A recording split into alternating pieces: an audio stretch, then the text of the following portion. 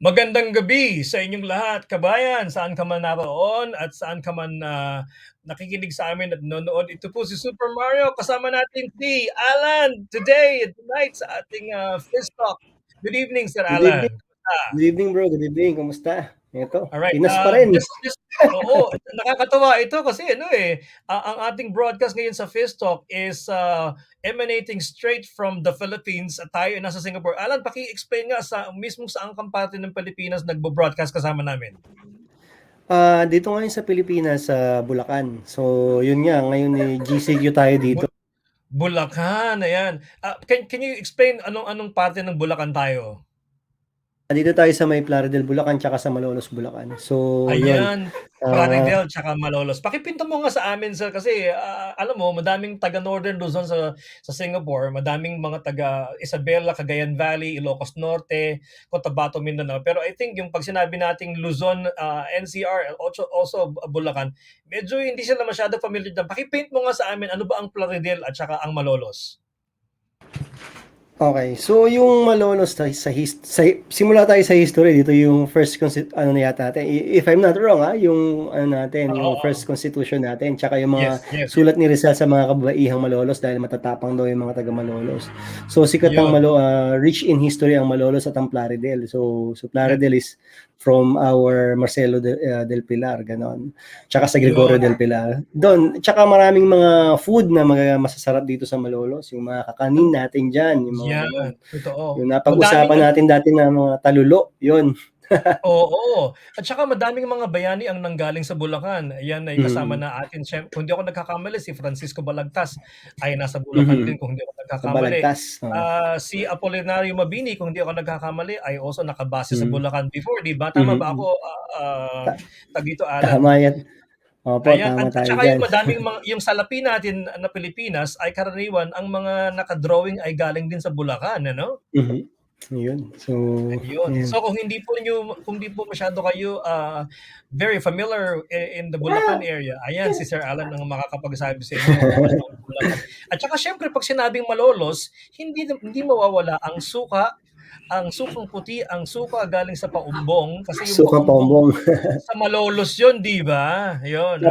Paumbong. Sunod na katabing bayan ng Malolos. Yung mga kaibigan ko sa kolehiyo kasi nakabase sa Hagonoy. Bago ka makapunta ng Hagonoy, dadaan ka muna sa Paumbong. Hindi pwedeng makapunta ng Malolos kung wala sa Paumbong. Yung buong bara ng Paumbong, hindi maikakaila. Pagpasok ng tricycle dyan, talagang amoy suka. Lalo lahat, no? Kasi yun ang business talaga nandoon. Nakakatuwa kasi ang suka ay sabi nga pagka i-define yung cuisine ng Pilipinas, hindi mawawala yung suka, toyo at saka asin, 'di ba?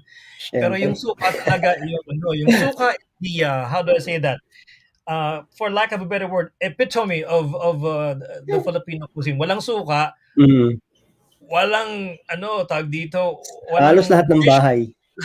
Meron. halos lahat ng dish ng I mean, Mm, sabi nga nung ilang mga, viral post, "Tell me you're Filipino without saying you're Filipino." Suka.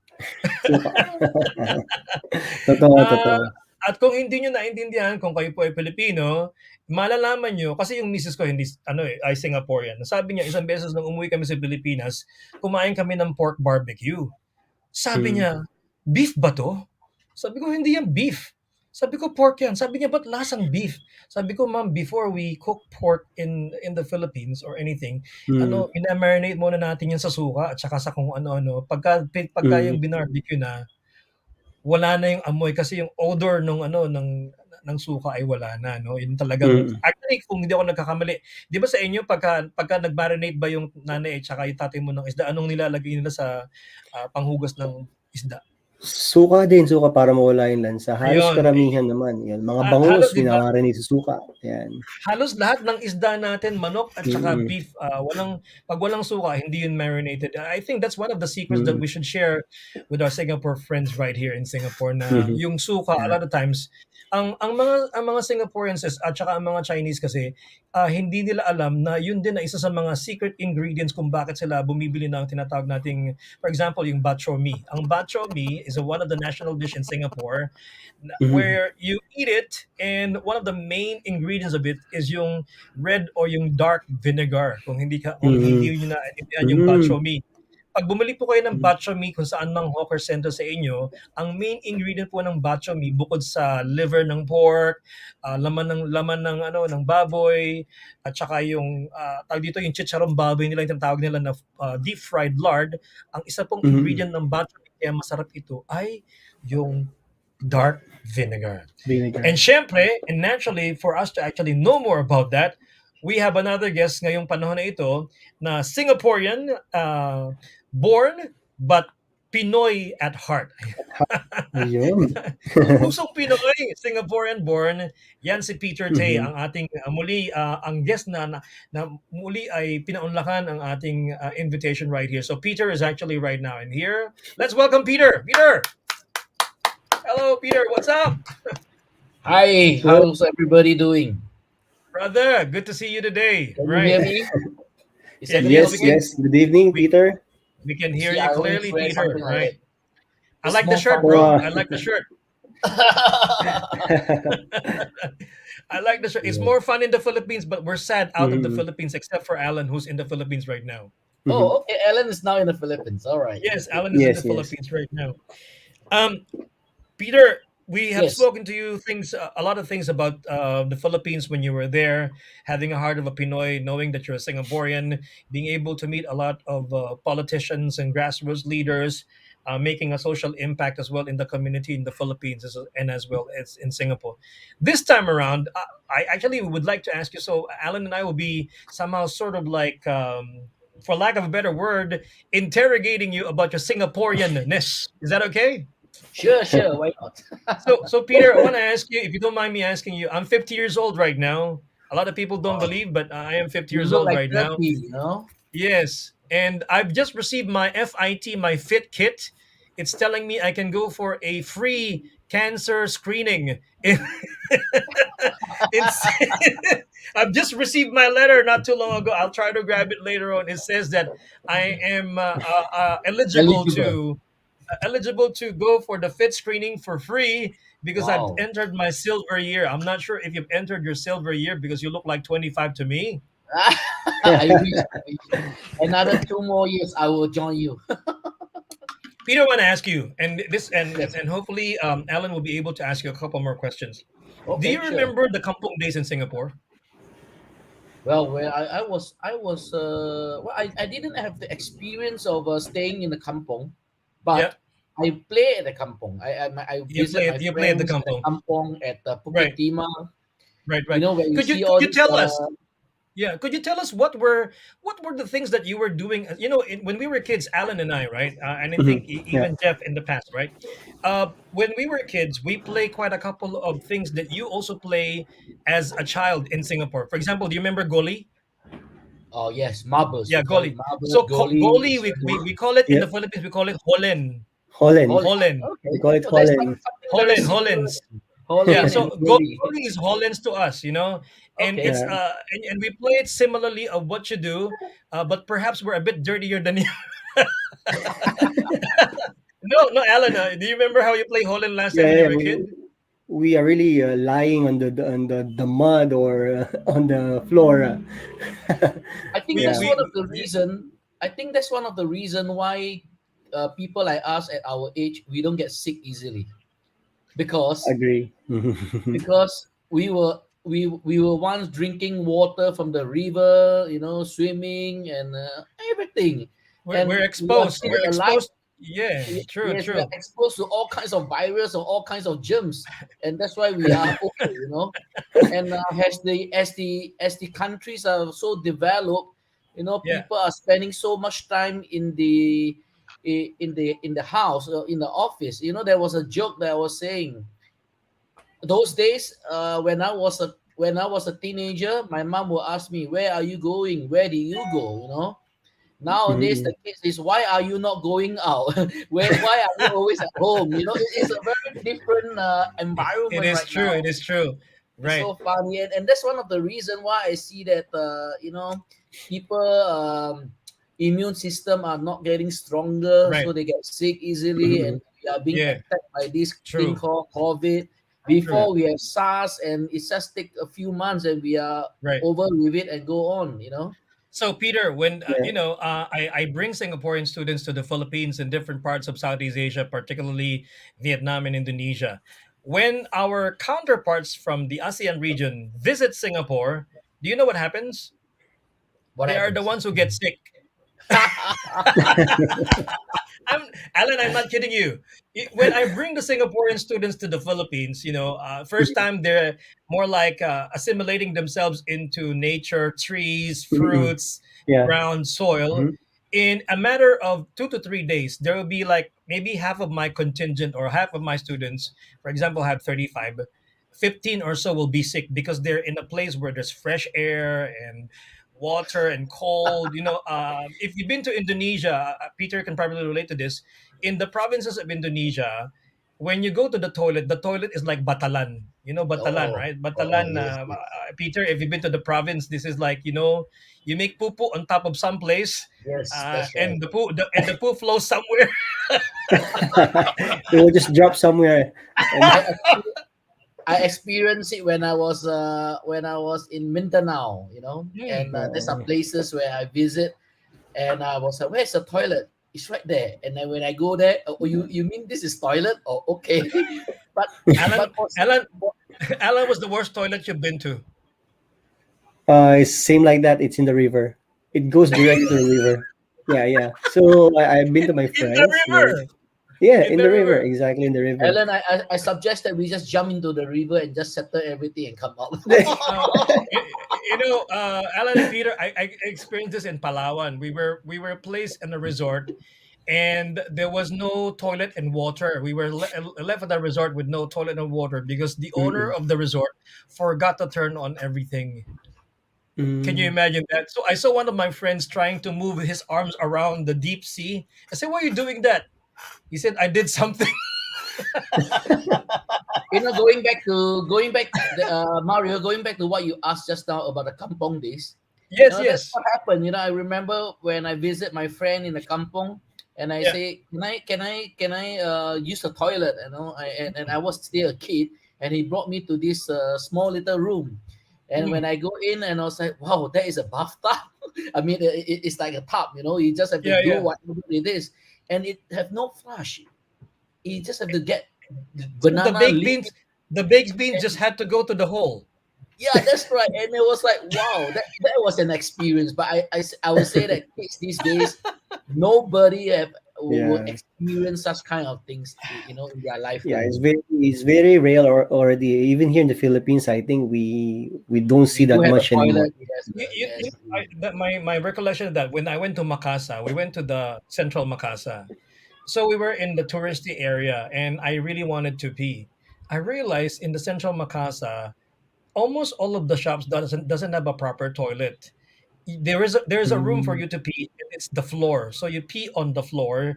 You just basically wipe it with water on the floor. I was shocked because Mm. it was the central of it, and I realized we're not too different from each other.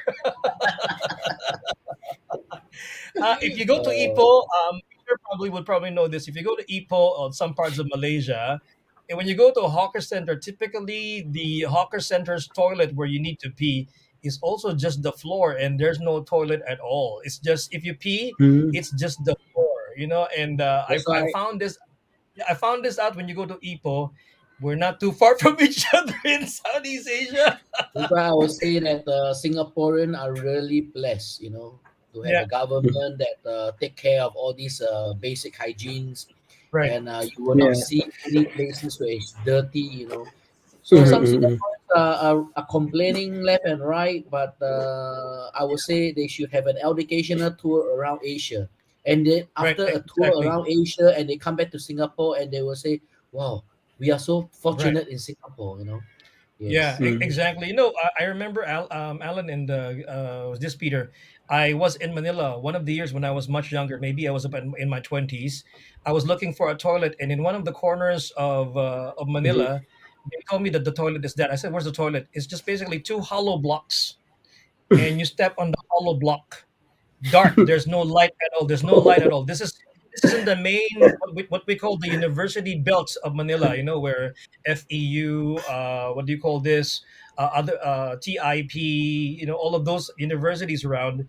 And it was a very polluted area. But when I said, "Where's the toilet?" and we're supposed to go to another town, and I was just mhm. pointed at one place where there's only two hollow blocks, really dark and black, and there was just a hole in between the two hollow blocks. It was so hard. I mean, I Wow. survived it, but it was just I cannot imagine a woman or my girlfriend would be able to survive that in that sense. But the reality of life is unnerving.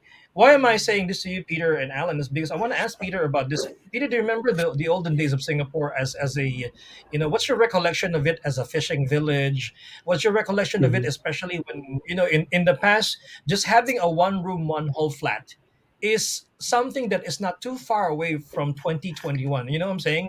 a lot of Yeah, a that's lot of right. people in Singapore, including foreigners, think of Singapore as this, nice Changi Airport, mhm. Holland Yeah. Village, East Coast to the West Coast, kind of like life. But the reality is, Mm, our one room, one hall flat and the fetching of the poop in the olden days is a decent job back then. I saw this in bus stops at my mhm. workplace where it's trying to make me realize how to really embrace the water and provisions that we have in the country. Do you remember these things in your Mhm, history? Yes, yes, yes. Yeah. There's so many things that, being away from Singapore for the last almost 20 years and coming back because of COVID. And then when I walk around and I was just looking at the big changes, of Singapore, and I just telling myself, wow, the government had really did a very good job. Mm, Just remember, just going back to just a very simple thing like going to the Singapore River. Nowadays, mm, when you walk along Clarke Quay or you walk along mm. Boat mhm. Quay, you walk Yeah, along that stretch of it's full of restaurants and bar. But I, right. I I I will never forget when I was a kid. The Singapore River is a place that you will try to avoid because it's so dirty and it's so smelly, and they were full of many, I would say, Yeah, gangsters around the area. So Mm, simple thing like yeah. Singapore River, a lot of people the new generation would not be able to see. Oh, or Understand. Yeah, Filipinos that now visit Singapore, they will take pictures along this boat key, and yeah, they mhm. never have an experience of not knowing. Oh, actually, yeah. this is not the case.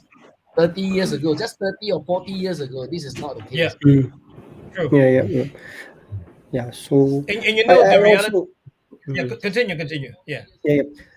I also thought Singapore of a really developed country even before, but when I just saw it's just a fishing village. When I went to the museum, I see the history, all the fishermen, all the tradings being done here. Then I was surprised that in a short span of time, Singapore really changed a lot.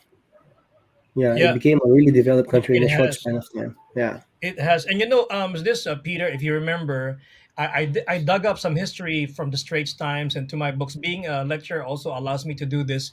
If you remember, Singapore's river was one of the most, I would say, uh, avoidable, or the one of the most, I'd say, stinkiest rivers in the whole wide world back in the days before it became In as the it is right 50s, now. 60s. Yeah, that's if, right. if, if you if you look in the 50s and the 60s, it took about 20 years for Singapore to actually clean up the river, the Singapore River itself. It took Yes, about 20 years. that's right. And From where it is till now, I mean, as a Singaporean, what do you think about it? wow, this is something that I would say I'm very proud of, you know.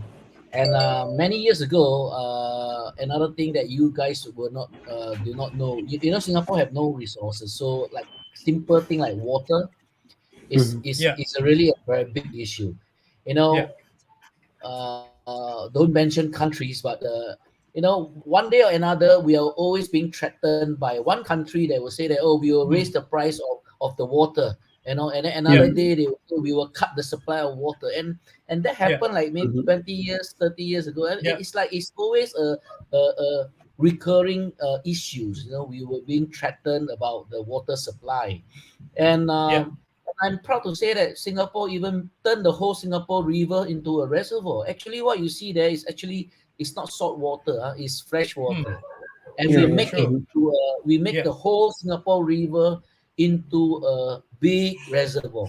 So we have right. in Singapore we have a few reservoir, Mhm. and now we even able to turn salt water into fresh water. For So you can sure. imagine Wow. this is something that Singapore was able to do.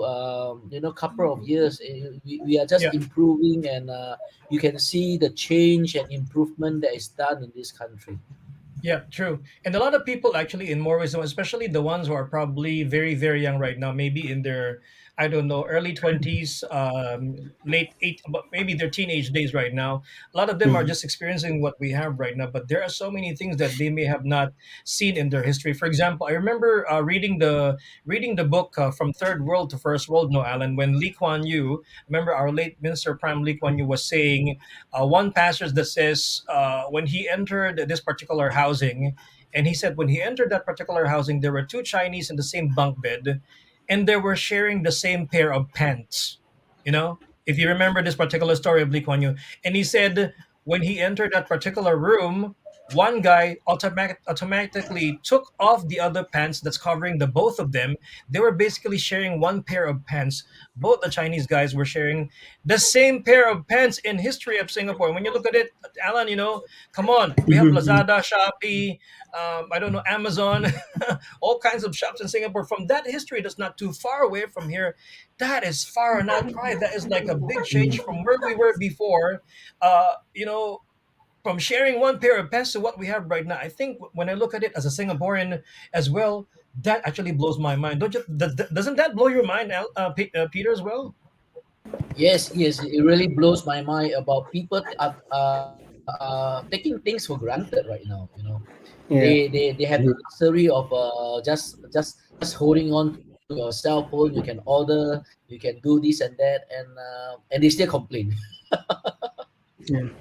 And So imagine imagine that everything is very easy right now. Everything is very easy, and it's yeah, just on the table. You just get it. So it's so easy, and everybody just want it fast, and they want everything to be fast. So it's a Yeah. very different generation right now. It, Yeah. i- it is it is really very indeed different.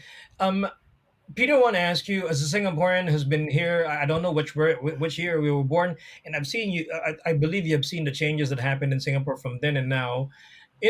Apart from what we've seen already, and we always think of Singapore as always a safe place and a clean place. I'd like to believe those are just two of the things that we should praise Singapore all about. I'm sure we have other problems that we have to still tackle right here in this country. But as a Singaporean, knowing that you're born and bred right here, even though you've lived far away from this country for over 20 years, if there are two or three things that you would say you'd be grateful, because Singapore's birthday is happening on Monday. This week is actually, or weekend is our celebration of National Day. We're turning 56 as far as I know.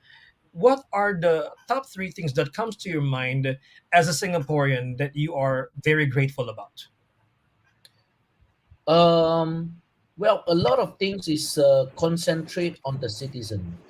So you Mhm. see, like whatever the government is doing, sometimes policies, sometimes rules and regulations may come out that may discomfort some people. Some people may complain this and that. But generally speaking, when you look at all these rules and regulation, it's actually for the protection and for the good of the people. You know, like the COVID, they have to do some extreme measure by doing a phase two again.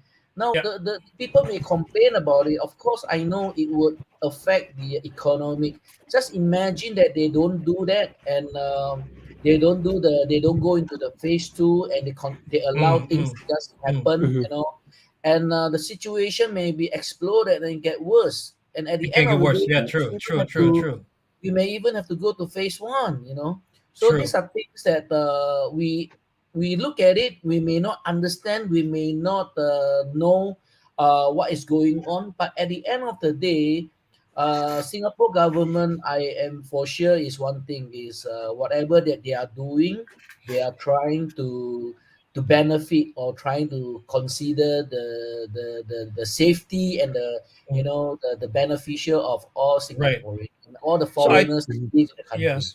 So I'd say, Peter, one of the things that you're probably grateful for would be the governance of the country. Is that correct? Yeah. That's right. That's right. This is something that I'm proud of. Everywhere that I go, I can Yeah. say that the Singapore government is. It is not perfect. No Yeah. government is perfect. You Is know, perfect. Yeah. No, but That's true. yes, yes, I will say that true. out of all the countries that I visited, I'm proud to say that my government is still the best. Right. Okay. So that's the Yeah. first one, governance. What's the next one? Next one is well, you know, simple things like example, all the HDB flat. Do you know that you will never get wet when it rain? Do you realize that you will never get wet when it rain? Okay. You You know, have you have to describe what do you mean by you will never get wet? Inside, outside? Mhm. What do you mean by that? no, when you go to the HDB, let's say for example, you need to take a MRT, you need to take a bus, or you need to take a taxi, right? Do you Right. realize that even if it's raining like cat and dogs, you will not get wet easily in True. Singapore? True. Actually, Mhm. that's Yeah, true. yeah. Yeah. True, That's true. actually Yeah, true. because Right? in Do every you pavement realize that is connected. every Mhm. corner of the HDB flat Yeah. or corridor of a shopping mall Mhm, is mhm. all sheltered and you are protected by rain There's always a walkway. from Yeah. Yeah, rain, and there's Actually, a that's true. walkway. yeah. See, Yeah. Mhm. Yeah. these are If very yeah. simple things that maybe Singaporean have overlooked it. You know, hey, Right. Right. yes, it's true that hey, we even have Yeah. all these Yeah. structures, all these you know. So I'm very proud of our engineers, our Mhm. architect, you know, that create the Right. HDB, True. that they do Yeah. when they build something. It's not for profit or anything, but when they build something, it's really for the people. So when you take an MRT, Mm-hmm. you will see that the walkway, the corridor is all protected, and you don't have to Right. worry. Right. You know, Yeah, Yeah. Peter, yeah. in the education term, this is what we call the user experience. The user human-centered Mhm. focus way of how Singapore built its country, or our country, in terms of what we call human-centered focus. And that's why when the Prime Minister spoke about it some years back, he spoke about design thinking. And this is about the Mhm. user experience. What are the people experiencing? How can we make it better? I think Mhm. if you will agree with me, back in the 90s or maybe in the late 90s, I would say we are still not covered fully in Singapore, right? Do you remember Yes, that? that's right. That's Bukit Mhm. right. Panjang, West Side, there's still taxi stands with no covers. But somehow with the Mhm. way of communication with the people in Singapore, you realize, our leaders and the ones who are promoting and implementing these projects. Next thing you know, our bus stands, our bus stops have got cover, walkways cover, children coming out from Everything. Everything. their Yeah. coming from Everything the is HDB. interconnected. Yeah, Yeah. I remember there was a complaint in Bukit Panjang last time, when they were building the LRT. Children doesn't have a walkway to go from home to school because when it rains they all get wet. But after all Mhm. the feedback, next thing you know, the government has implemented walkways, Mhm. uh, Mhm. from where they are, from their homes all the way to the bus stop or to their Mhm. LRTs and MRTs. So it has That's improved a right. lot in that sense. And you're correct. Look at our taxi stands. No, Look around. Mhm. Look around where you are. As a Um, Singaporean, that's why I always encourage a lot of Singaporeans that complain or things like that. They should go around Asia, just Asia. Don't have to talk about other countries. Just go no, around no, Asia, true. Cambodia, Mm, Yeah. go to Vietnam or go to some other countries, and you will be able, or even Philippines, of course, and Yes, they will yes. yes. see a lot of difference, and Yeah. they will realize that wow, we're so blessed to be a Singaporean. Yeah. Yeah. True. Mhm. Exactly. So Alan, what do you even think? What another do you think of thing, that? Uh, the last one that you asked me three things, right? So the Three first one is things. Yes. governance. Yeah. yes, The yes, Yeah. sir. second one is the structures of all the different places. The last one I'm always very proud of is safety. You True. know, Mm, Yeah, and I true. just realized that the the wardrobe of some girls here in the countries in Singapore is totally different as in the Philippines. mm. I was telling myself that if they were to wear like this in the Philippines, they will get themselves into some Into trouble. trouble. Yeah. Mhm, mhm, mhm. But Yeah. in Singapore, you True. see the girls are being Yeah. protected. They can wear mini skirt. They can wear like Mhm, shorts that wear until so short that it's like mhm. as if like they Yeah. are wearing their panties walking around in the island. And yet, I'm proud to say that no, nothing Yeah, happened to safe. them. Mhm, But mhm, mhm. True. imagine if they wear like this and they walk around in the Mhm, Philippines, the street of Philippines, or Yeah. even Yeah. Thailand or anything. I think something mhm. bad will happen to Yes. them. Yes. Yes. Yes, Alan, what yes, do you think of that? yeah. Alan, what do you think of that? I definitely agree. I definitely agree. Even in the Philippines, the girls are covered. They are still sometimes in getting in trouble, right? And I agree on the walkways because in the Philippines, when I was in elementary and my primary, I never get to go to school with my shoes Yeah. clean Yeah. because we live in near the Yeah. river and near the Yeah. field, the rice field. True. So everything True. is wet. Every Yeah. corner is wet. So that's Right. why I appreciate Singapore that you don't get wet even in the simple rain like that. You can get to work. You're really really dry. So True. So yeah. safety is something that we really, Mhm. we should not take for Mhm. granted. And I would Yeah. say it's almost always what we know in Singapore, the cleanliness and the safety right here. Mhm. Exactly 9:39 right now. I hope everybody's listening to us really well. We got Peter Tay as our Mhm. guest today, together with Allan, broadcasting live from Plaridel, Bulacan. And this is Super Mario with you on FISTalk. As we go along, I'd like to just remind you our friends from Tampa King is here with us, and Tampa King is naturally one of our nice tapa to like really eat and consume right here. We've got a bit of a promo right here from Tampa King. Basically, they are at Basement One, Lucky Plaza, and to win a Tampa King voucher, you have to be a Mhm. Singaporean or Singapore resident or living in Singapore. All you have to do is just give a comment. Write down your comments below our comment section right here on FB, and just put there Tapa King B1 Lucky Plaza. And at the end of today's show, I think we have one or two vouchers to give away. I think two vouchers to give away for today's show. Again, just comment on our comment section right here on FB. Tampa King B1 Lucky Plaza. Again, Tampa King B1 Plaza, and be one of two winners of the Tampa King Home of the Authentic Tapa, a $20 voucher, once again brought to you by Tapa King.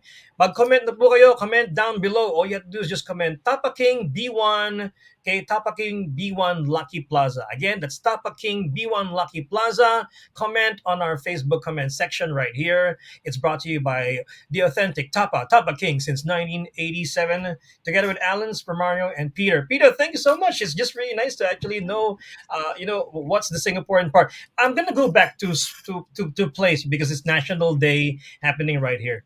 Alan, we have a play called Sungka. Sungka, no? So yes, Sungka. yes. In the Singaporean style, they have Chungkat. Do you remember this, Peter? Chungkat?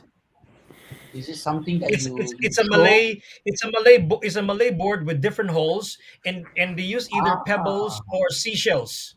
You know, yes, this is yes, one yes. of I our remember favorite that. pastime I in the remember that. Philippines. This is our favorite pastime, especially during blackout or brownout or power shortage because it does not require any power. But Okay. I don't know how to play that. I never experienced that. So I would say when I was looking at your national heritage at Singapore's national heritage play games, Chungkat came out as one of the top play games in Singapore, especially played by our Malay and Nyonya was this people in Singapore. It's basically with I don't know how many holes there are in the chungkat. In the Philippines, we call it sungka, Sungka. In the Malay, they spell it Cungkat, chungkat. All right. And in the Philippines, this is very popular because we always have power shortages or power outages. And A lot of power the only way to shortages. kill time, especially during the afternoon, because no computers, no nothing at all, is play Songha. And we enjoyed it a lot because it what do you call this? It puts out a lot of sounds. It's clingy. It's almost ringing in your ears because of the seashells or the pebbles. And you have to take, I don't know how many pebbles or how many seashells in one go, and you drop it at every hole until it finishes. And then the next thing you know, the next person will have to take the numbers of shells or pebbles and then drop it again on the same number of holes. And whoever finishes first becomes the winner, as far as I know. I think that's how roughly it plays. We spoke about goli and we spoke about chungkat. Chungkat is a Malay game, Singaporean game that we call sungkat. Do you remember other local games that you play nationally as a kid? Like only locals would know about this. I don't know whether kids nowadays play that. The girls love to do that. It's called well, there's a few games that the girls normally like to do. Is the five stones. It's the five I know the stones five that stones. Yeah. they will You know throw. what? Yeah, we are so interconnected in the Philippines. We call it jackstones. Jackstone. We call Stone? it Oh, Jackstones. okay, We call we it call it jackstones. Yeah. You five call it five stones. Yeah. stones. Yeah. Do you remember And playing then it? no, of course no. But I see that kids nowadays don't even know what is a five stone. And then there's Okay. another one. There's another one where we use, rubber band. I remember I was a kid. We would make a rubber band, Yes. and then you Yes. look into a line, and then we call it the 0 point. We will do jumping, from the knee level, waist level, shoulder level, and all the way up. Yes. Yeah. Yeah. Yeah. And Yeah. this is So, something so that what do you call that locally? What do you call it in the Philippines? I We don't know. call I that remember garter. We call it we call it laste. 0 point. Yeah, Yeah, we rubber call it band. Then laste. yeah, Yeah. So you call it what in Singapore? In the Philippines, we call it laste or garter. We call I it don't know. garter. Actually, we even call it Chinese garter. We call it Chinese garter Which when one? we were Chinese kids. garter. Yeah. And we will play it like what you do in the Olympics. You like jump on it or whatnot. What do you call that in locally? In Singapore, I don't know. If I'm not wrong, it's called 0 point. Zero It, point. Very it's, classy name. 0 point. Okay, guys, it's, if you're listening right I don't now, know. I our don't know if Chinese garter is called 0 point in Singapore. Classy name. I like that. Yeah, yeah, but yeah. I remember I will play with the girls in when I was in the primary school. We will Uh-huh. just play and we will see who can go up to when the line reach the head, and if you Yeah. are Exactly. able to jump across it. And these are Right, things right, that right. I see And that kids don't do that anymore. That's how we exercise when we were much like That's 50 right. pounds That's lighter. right. We were 50 pounds well, lighter. that's the good thing about our generation. We experienced the kampong days, and then we experienced the technology days. So at least we know we can understand our kids or our grandkids in the future. Right, That's why they are acting this way, because they did not experience what we experienced. right. So we just tell the stories to them. Right. So there are We, many national games Mm. or local games that many people would have played in Singapore, particularly which is almost always I would say international. Hide and seek is something we cannot run away from. Do you remember, Peter, how you play yes, hide and yes, yes. seek when you were a kid? In Yeah, our yeah. kampong when we were kids, when you say play hide and seek, we play to over 40 playmates in our neighborhood. That's how many we are.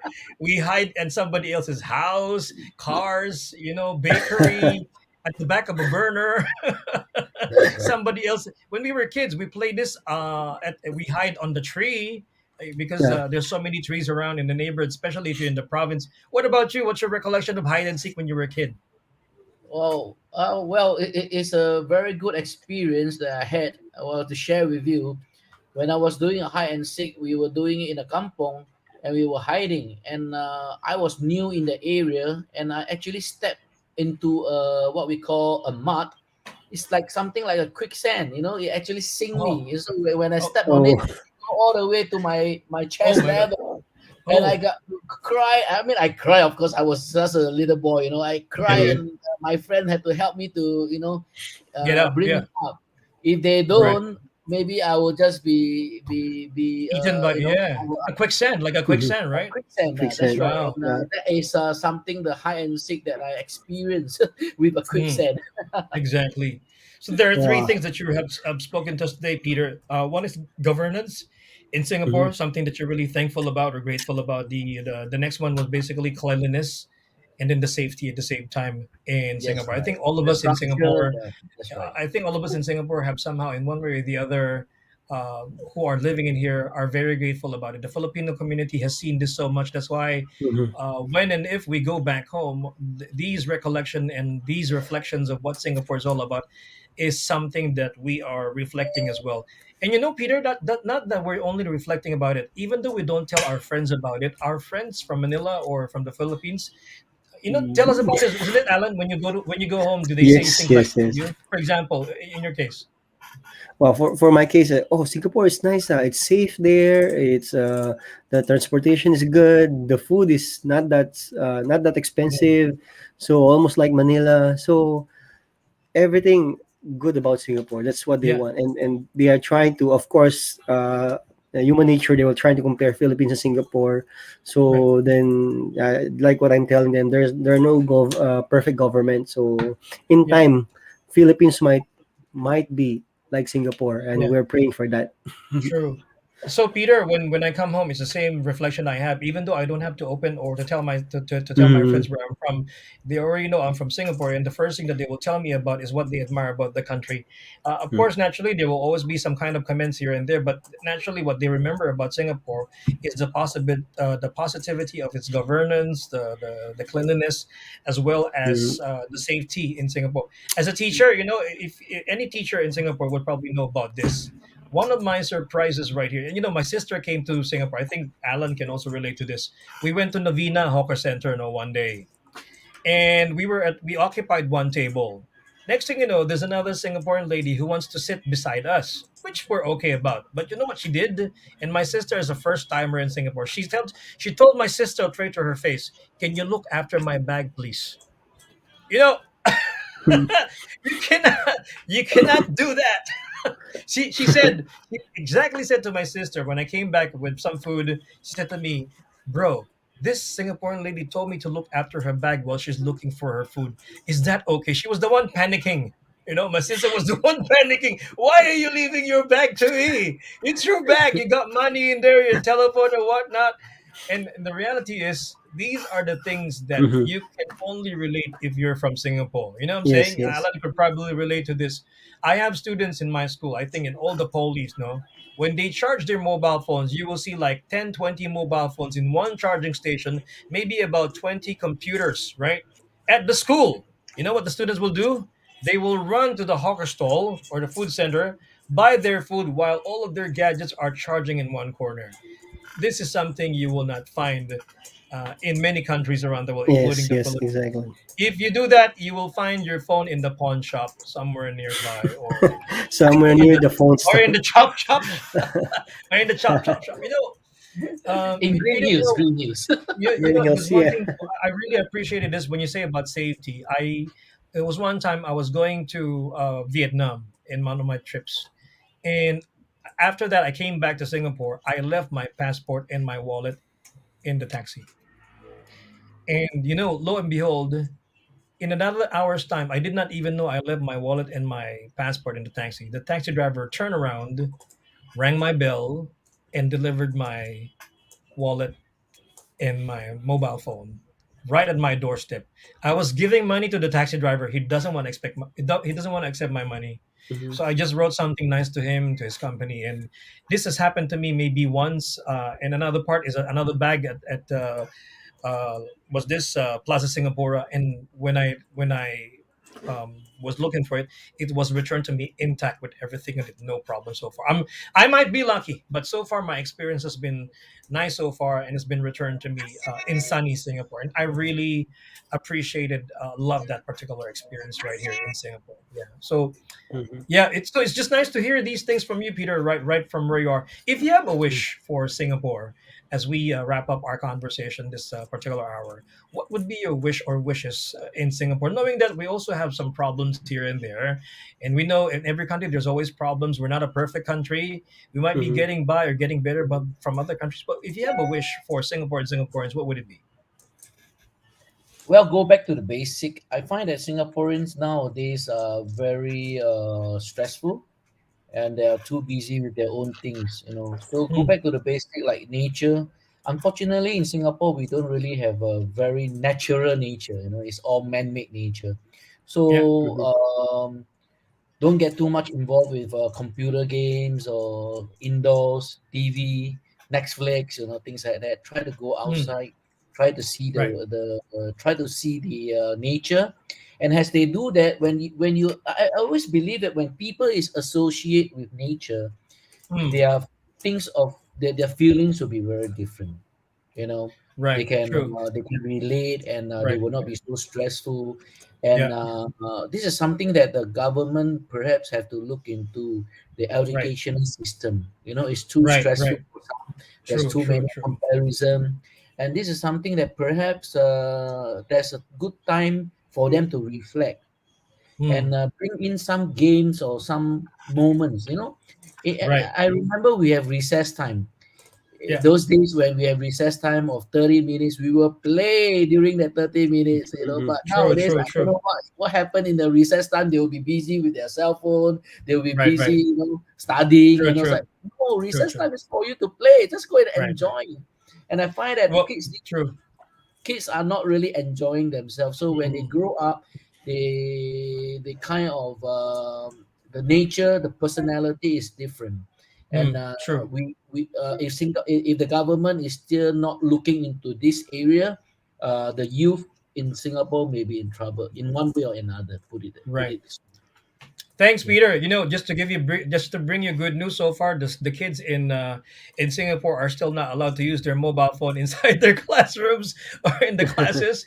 They're still able to do their activities, but the problem is when they get home or Mhm. when they're out of Singapore, then how do I say that? When they're out of their classrooms, then back to internet and whatnot. Before I let you go, Peter, what makes you proud of being a Singaporean? As I say, well, I'm at the age of almost 50. I've seen what was Singapore before and what is Singapore right now. So Mm, because of the drastic change, I would say a 360 degrees change. You never, yeah, 180 degrees change. You will never right. see a country that used to be a third world country. I was in the third world. Singapore, Mm, when I was born, I grew up in that third world country, mm, yeah, and today I'm proud to say that we are I can see and experience that Singapore is no longer a third world. In fact, we are number right, one in the first world right, country. Many foreigners right. like to be here. So being a Singaporean, Mm, I would say I'm proud of the what I see yeah, from a country of nothing to where we are today, and people is always looking upon. Oh, Singapore! Oh, they are very nice. Oh, Singapore! Oh, they are very yeah, beautiful. Oh, yeah, everywhere you go, when people we are such a tiny country, very small little country. But any right. places where you go, I'm from uh, I'm from uh, I'm from Singapore, and people are like, wow, yes, I know that country. It's very nice. Of course, people Yeah, will yeah, say, oh, yeah. it's very True. strict. Well, I say, well, it's Yeah, good to be strict because yeah, I was just looking. I was just driving today, driving home, and I was just thinking of this. Many people in the Philippines are complaining about um, the government being strict on certain things, this and that. But the human right, for example, the human right is not to protect the bad people. The human right is to protect the good people. All these mm, rules and regulations are made to protect the good people. Mm. So that's why in Singapore we feel safe and we feel good because Mm. we have all these rules and regulation to protect Right. us. Right. Imagine that we don't have all these rules and regulation. Wow, it's a It lawless can. Yeah. country. True. True. Many Yeah. things can happen. True. That would be True. So chaos. Understood. Understood. Chaos. Yeah.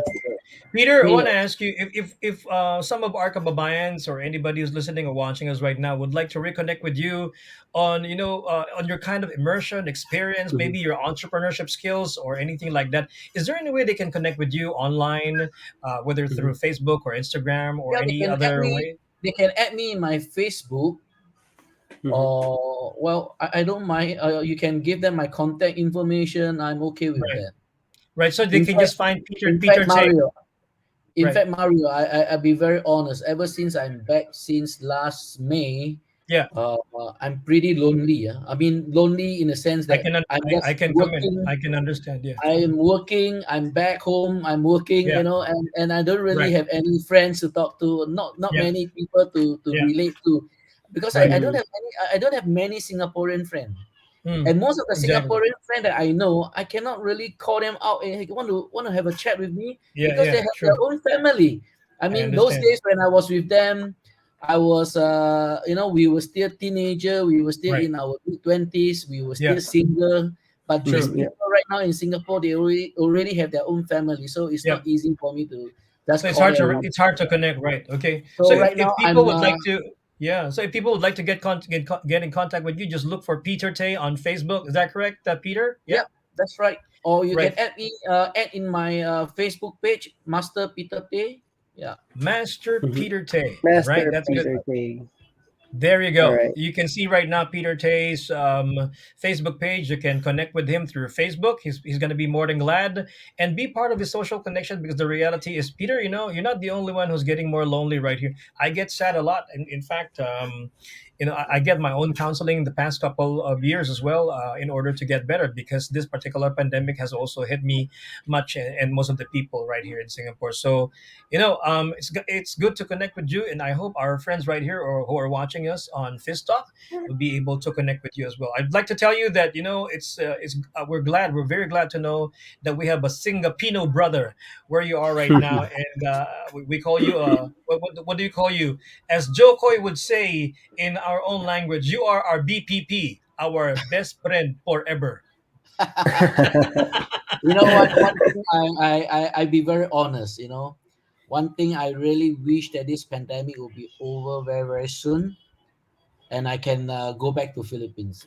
I felt so much at home in the Philippines. So Thank you so much for that. I really Thank hope you. this Mhm. pandemic will be ending very soon. Right. Yeah. Okay. Thank you, Peter. Thank you so much, and Thank hope we you, could thank reconnect you with for you inviting again. me today, and Yes. I look forward to see every one of you again. Yeah. Yes, Thank and you. who knows, we could have Yes. an event in the near future after all this pandemic to meet the people from FIS, from the Yes. subscribers to the followers. Who knows? Anything is possible, right? Yeah. That's right. That's So, right. right. So, bro, God bless you. Have a good day, and All please right. keep Thank on you. connecting. Yeah. Bye Good bye. night, Peter. Good night. All Thank right. Take you. Good care. night, Bye. everyone. Bye. Thank you so much. Paalam, right? As we go along right here, that was Peter Tay, one of our friends who's got who's Filipino at heart. And we call him our Singapino friend here in Singapore. Or sometimes we call him Filiporian. Tama ba, Alan? Filiporian. Filiporian. Pwede Bati yun. tayo ng konti. Let's try to say hi to a couple of people who have shared their details with us. We have Chinita, right? Mhm. From Park Olympia. I'm not sure where Park Olympia, but this is Chinita in there. Also to Pepita Mercado Mendoza. Hello, good Mhm. evening to you. Also to Flor Gores Sure. Saligan. Good evening to you. Si Rally rin. Kamusta, Rally? Hope to see you again. Si Rally isa sa ating mga veteranong producers in Singapore, in case you guys don't know, no? Anything about television and audio, kasama natin Oh. yan, Mhm, si mhm. Rally right here. If you are still looking at, hindi ako nakatutok sa Facebook kasi nasa isang platform ako. If you have any more greetings, please do hit us via Facebook right here on Filipinos in Singapore or FISTalk. Ito po muli si Super Mario, kasama natin si Allan. We're broadcasting from Singapore and the Philippines at the same time. Technology is never a problem. No, Allan, ang galing ng technology, no? Oo Never nga in eh. my life would I experience something like this. Pagka iniisip ko laging technology, I'm so blessed, bro. Talagang I'm so blessed. Kasi I remember nung nasa Manila ako, for me to be able to go to Bulacan, kasi doon ako nagsasubmit ng scripts ko before as a script writer, para makapag-submit ako ng script, I will have to biyahe, no? From Pasig to Valenzuela. Tol, kulang ang 3 Para lang hours ko doon. ibigay yung hard copy. 3 Para hours lang talaga para lang doon. ibigay yung script na ginagawa ko. And to think Kaya of nga. that, fast forward to where we're right now in 2021, sa mobile phone mo lang, yung mga anak ko nagde-demo ng jingles sa iba-ibang mga studios sa Singapore. Ang ginagawa ko lang pag nag-record sila, sinasubmit nila sa WhatsApp ko, tapos sinesend ko na sa WhatsApp doon sa producer. Kumikita na yung mga anak ko dyan sa WhatsApp lang, ganun lang. Kaya nga eh. Imagine mo lang, kahit yung trabaho natin ngayon, online na lang. Lahat pwedeng gawin. So may phone number, sa computer ko, meron akong Singapore phone number. I can call locally in Singapore. True. So because we are in a call center line, so that's our system. So pwede. Imagine mo nung araw, yung mother ko dati nasa sa Saudi Arabia, nung 1990s pa yon. Pupunta pa kami dun sa Balagtas, babiyahe kami ng how many hours, tapos tatawag kami sa yung payphone na 5 minutes lang. So 5 minutes lang. Oo. Tapos ano na nun, napakabilis pa, napakamahal lang makausap mo. Kaya kumita ng husto yung yung PLDT, yung jingle na ang tawag mo, ang tinig ko, ang buhay mo. Tatandaan mo ba yun, bro? Natatandaan ko yun. Tsaka yung I remember yesterday, the day was so young. Natatandaan mo yan? Natatandaan yung jingle yun? Ito pa isa yung sa gatas naman yun eh. Cause no one's memories of yesterday, cause Hallmark memories. Yung Nolan sinasayaw ba yun? Tatandaan mo yan, yung kanta ng Hallmark? Yung Hallmark na jingle, naging full-fledged song yan ng Hallmark, kahit na jingle lang. Kasi naging ganung, alam mo, ang totoo nun, kaya naging sikat yan, dahil sa mga OFWs. In case you didn't know po, kung nakikinig sa amin, ang rough estimate ng mga Pilipinang nagtatrabaho sa overseas ay bumibilang sa more than 10 million. Yun po yung mga registered users na alam namin. According to the United Nations, and I think according to our embassies as well, 10 milyon na mga Pilipino ang naka-record na nagtatrabaho overseas. Hindi po exact yung figure na binigay ko sa inyo. You can do your own research. You will realize there are more than 10 million Filipinos working overseas. Kung hindi po niyo alam. Okay. Anyway, 10:04 right now. Madami tayong balitaktakan dito. Ito na yung second hour natin. Siguro, break tayo for a while and then we'll come back right here. Again, happy birthday, Singapore! Alright? Madaming pwedeng pasalamatan. Madami tayong kwentuhan. Siguro mamaya tatanungin ko ano yung storya ni Allan tsaka yung storya namin bago kami napunta ng Singapore. Para medyo interesting. Do you remember the first time you ever went to Singapore? What was your life and how were you? What were you doing before you came to Singapore? That's something we would like to talk about, and naturally to say our greetings and naturally the positivity. Bakit mahal natin ang Singapore? That's coming right up when we come back after this break. Filipinos in Singapore talk. Can we just talk?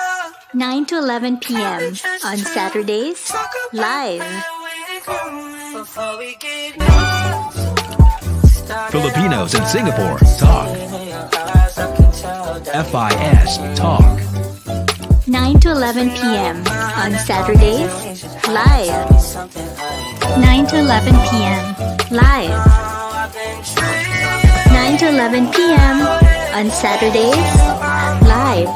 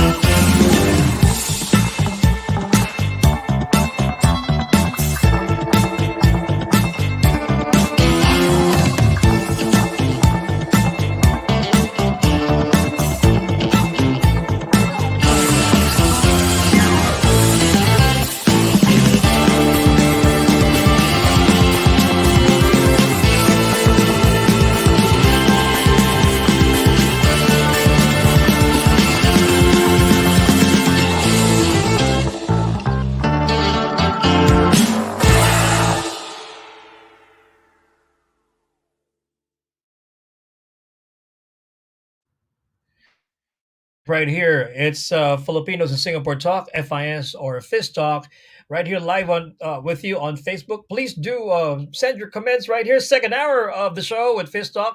I believe our friend Allan is just taking what we call a CR break, so which is good.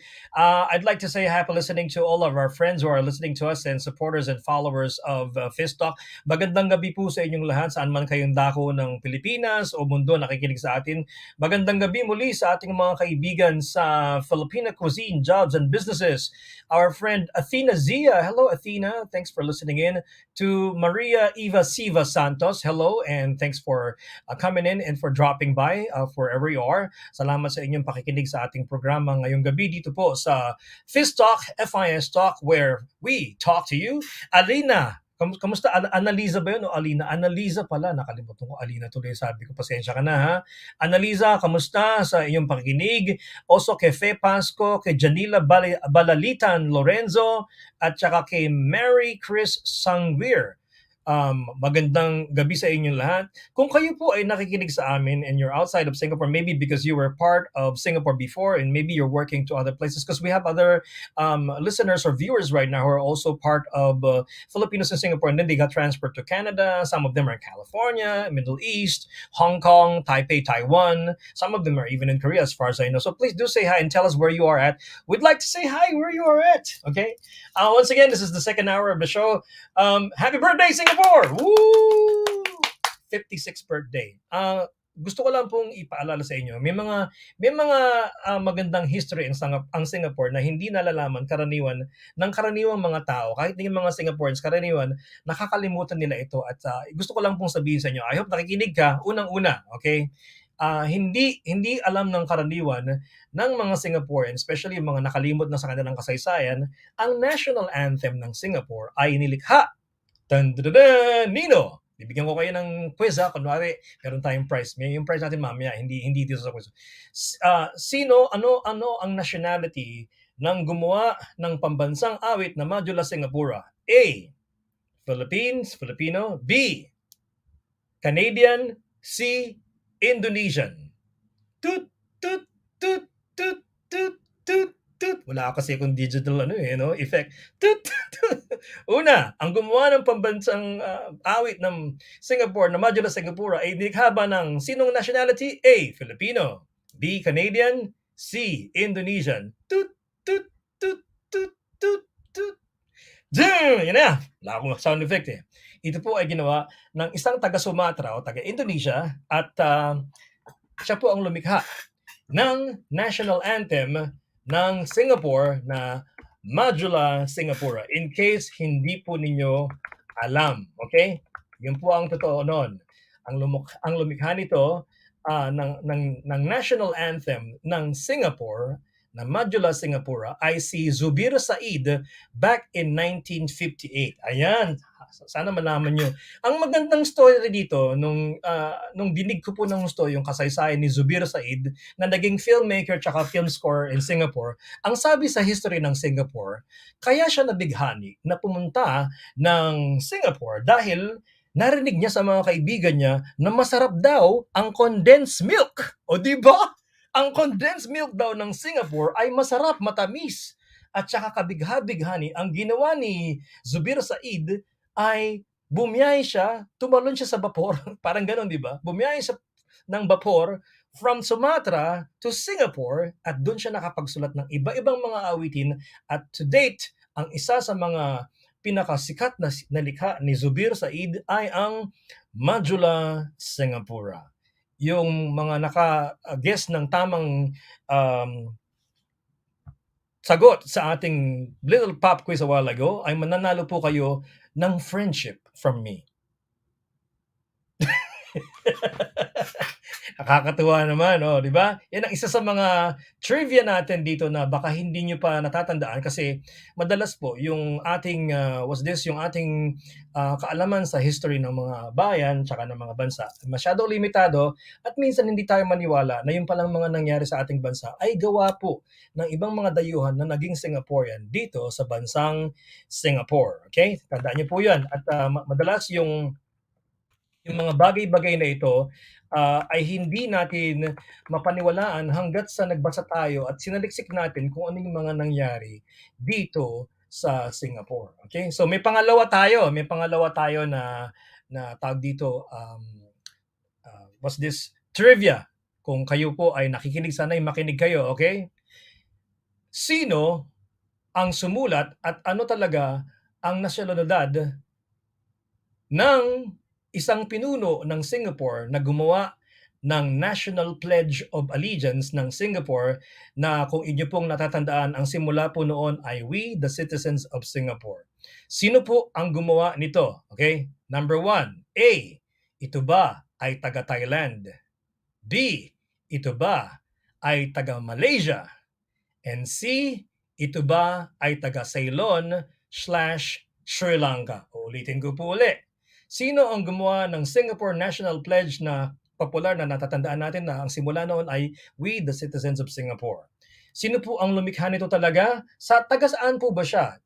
Taga-saan po siya? Taga-A, Thailand, B, Malaysia, C, Ceylon/Sri Lanka. Yan ang ating national pledge. Alam, nagtitrivia na tayo, no? So yung tanong natin dito, kasi madalas ang mga tao, kahit ang mga Pilipino, ang alam natin lahat ng mga gawa sa Singapore ay gawa ng mga Singaporean. Pero sa totoo lang, we are a very multicultural society. Yung trivia ko sino ang lumikha ng National Pledge Allegiance ng Singapore? A, Thailand, B, Malaysia, C, Ceylon/Sri Lanka. Walang mandadaya, baka nag-google kayo dyan. ang sagot ni Marie, letter B, Malaysia. Malaysia. Si Marie naman. Marie, sasabihin ko sa iyo, Sri Lanka. mali siya. Mali ka. Hindi. Hindi tama. Okay? Sana meron tayong timer. Meron akong timer. Tingnan natin yung timer dito. 10 seconds lang, ha? Sige, tingnan natin. Okay, sino ang gumawa ng National Pledge of Allegiance kung kayo ay hindi mag-google ng Singapore? A, Thailand or Thai. B, Malaysian or from Malaysia. Or C, Ceylon or Sri Lanka. Yung timer ko, kaya parang baking yan kasi yung anak ko, habang nag-usap tayo kanina, nag-bake ng pandesal. Ayan, gumawa ng pandesal yung anak ko. Ayan. Freshly baked. Hindi ko makain kasi nagsasalita tayo. Ang sagot po dito ay letter C. Ayan. Ang gumawa po nito ito po ay ginawa ng Ministry of Education back in 1965. Ang mga drops po ay ibinigay kay S. Rajaratnam, then Minister ng Foreign Affairs, para sa kanyang karagdagang comment and whatnot. At ito po ang gumawa. Sino po si Mr. S. Rajaratnam? Si Mr. S. Rajaratnam po ay originally from Ceylon, now known as Sri Lanka. Ayan, tandaan niyo po yan. No? So karaniwan kahit ang mga Singaporean, minsan nakakalimutan yan. So yung National Pledge of Allegiance namin nakalagay na "We, the citizens of Singapore" ay isinulat po ng isang Ceylonese o tinatawag nating Sri Lanka ngayon. Ang Ceylon po o ang Sri Lanka, ang kapital na gumagawa ng pinakamasarap at pinakasosyal na tsaa sa buong mundo. Yan, kung hindi po ninyo alam, no? Yan ang trade ng Sri Lanka. Yan. Naalala ko dati nung nagtatrabaho ko sa may Chowking, yung ginagamit naming tea doon is Ceylon tea. Yung night cha nila, yung night cha. Yun, sarap. dati. Tsaka masarap yung tsaa talaga ng nung natira ako ng Sri Lanka, I was there for 2 years. Yung kumpanya na sinimulan kong magtrabaho sa overseas ay owned by Singtel. Ang may-ari ng broadcast company tsaka ng studio namin tsaka ng radio station is Singapore Telecommunications at that time. At yung buong studio ay dahil sa mga karpintero na galing sa Singapore. Ang ginawa ng Singtel tsaka nung kanilang kasosyo sa Singapore, sa Sri Lanka, pinalipad nila yung mga Singapore contractors, carpenters and whatnot para mabuo yung studio ng madalian at naayos naman. Kaya yung mga studio sa Singapore, pag nagpunta ka sa Sri Lanka, halos magkahawig sila. High-tech pareho, mayroong mga pass card and whatnot kasi Singapore built. Yun ang doon. dapat nating malaman. Yan. Ayan, sige, Ayun. muli, yun ang ating konting trivia dito sa ating FISTalk. Hello, Pepita. Hello to, again, to quite a number of people. To Suzanne Apple Morales, yan, kamusta? Thanks for watching us right here on FISTalk. Allan, plug tayo muli sa Tapaking, no? Yan. Yun, Tapaking. Yun, yung Tapaking. Para manalo ka, ang gagawin mo lang dito ay magbigay ka ng comment sa baba ng ating Facebook comments at ilagay nyo Tapaking B1 Lucky Plaza. Yan, meron kang isa ka sa mga mananalo. Kung di ako nagkakamali, meron tayong dalawang voucher ang ibibigay natin sa dulo ng ating programa ngayon, which is about 11 o'clock-ish, okay? At isa ka sa mga mananalo pagka in-announce namin yung pangalan mo mamaya sa dulo ng ating programa. At mananalo ka ng $20 food voucher from Tapaking B1 Lucky Plaza. I-text nyo lang yan sa ating comment sa baba. Alam mo, maganda dito kasi sa August 10 yata. Ano ba, Alan? Hindi ko nakuha masyado yung announcement kanina. Alam ko from August 10, basta vaccinated ka na, pwede ka nang lumabas kasama ng 4 o 5 mong kapamilya, kung di ako nagkakamali. Tama ba? And then, tama. Tapos the good news is, if you're fully vaccinated after 20 days, pwede ka nang bumalik sa Singapore, yung mga galing sa high-risk country like Philippines. Yun. So, yun yung natin. So, ibig sabihin, sasaya na muli tayo yung mga na-miss nating mga kaibigan katulad ni Allan, yung mga gwapo yung katulad ni Allan, babalik na, madadagdagan ng mga gwapo natin sa Singapore, no? Makakabalik na rin sa wakas. Ayun, So, kailangan magpabaksin muna dito sa Pilipinas. Yun. Kailangan magpabaksin, totoo. Yun ang kailangan natin dito. Ang alam ko, from August pati, I think from mid or end of August, yung mga 12 years and below are gonna be scheduled for vaccination also in Singapore. Kung hindi niyo po alam, yung mga bata po ngayon ay mas-schedule na ring mabakunahan from yung anak ko kasi 12 years old. So sabi ng in the news, it says there na pag dito yung bakuna, yung vaccination for the kids are gonna be in from about, I think, end August if I'm not wrong. A little of news, no, Allan, meron ngayong 75 new locally transmitted COVID-19 cases sa Singapore. Yung 16 ay unlinked infections, okay? Yun ang kita sa Singapore ngayon. So 75 new locally transmitted. So kung nasa Singapore ka at ikaw ay day off mo bukas at medyo naiinis ka dahil hindi ka makaka-day off na naman, between sa day off mo at sa kaligtasan mo, ang sasabihin ko lang sa'yo bilang kaibigan mo ay okay lang yan. Manatili sa bahay. Tiis muna ng konti. Oo, tiis lang ng konti. Kanina nag-uusap kami ni Allan, naibalita sa Straits Times about 2 days ago, if I'm not wrong. Ang sabi ngayon, ang complaint ngayon sa Pilipinas, especially sa Maynila, ay yung mga manggagawa ay nagko-complain na baka hindi na sila makakain or kumain dahil sa COVID-19 tsaka sa ECQ na yan. Yun ang balita ngayon. At narinig ko sa mga lathala na yung mga hairdressers, mga hair cutters, tsaka yung mga delivery assistants as well, yun din ang nila, ang kanilang concern kasi sabi nila, pag walang trabaho, wala kaming maipapakain sa pamilya namin. Yun ang malungkot na talagang nangyayari sa Pilipinas. Alan, anong pulso mo sa inyong baryo, sa inyong bayan dyan sa Plaridel naman? So, ayun nga, maraming mga nagsaradong business, maraming operation is nagbawas ng oras. So, nagbawas, of course, kapag bawas ang oras mo sa Pilipinas, bawas din na ng sweldo mo. Ganun ang mangyayari. And then, dapat nating ma-realize na napakaswerte natin na may trabaho pa tayo. So, I'm here in the Philippines and so far, luckily, pinasesweldo pa rin ako for the past 6 months, full 100% salary. And ngayon, mababawasan lang ng konti kasi 6 months na rin naman and I understand that. So, kung meron tayong trabaho kahit na medyo nakakainip, di tayo makauwi sa Pilipinas, konting tiis lang and then we can see that Singapore is doing their best para makabalik at makapasok ulit tayo sa Singapore. So, talagang makikita natin na nakakalabas din ako kahit papaano pero nagbabike lang ako, nakikita ko yung situation sa labas na maraming tao na kahit yung mga jeep na sinasabi nyo nga kanina nung nag-uusap tayo na wala na silang kinikita, which is true kasi mga walang sakay. Ngayon sa taas pang gas ngayon, talagang di sila makarecover. So yun, nakakaawa din talaga. Yung kaibigan ko nagde-drive ng Grab sa Manila, ang sabi niya sa akin, pati kasi kaya mahirap ang buhay kasi kahit na lumalabas sila sa Grab, wala daw masyadong mga pasahero.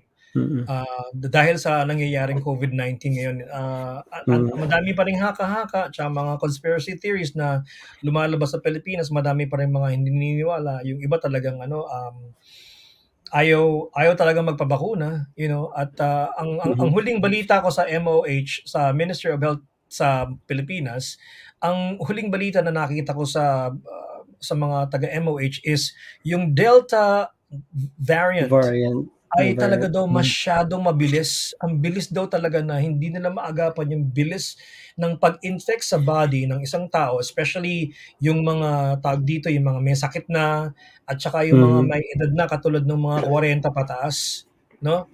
Hindi ibig sabihin na bata ka ay hindi ka pwedeng tapunan. Kasi in Singapore, yung balita natin dito tungkol sa COVID-19, kaya nga yung mga eskwela, bilang isang guro, I'm a lecturer, natuturo ako sa Singapore Poly.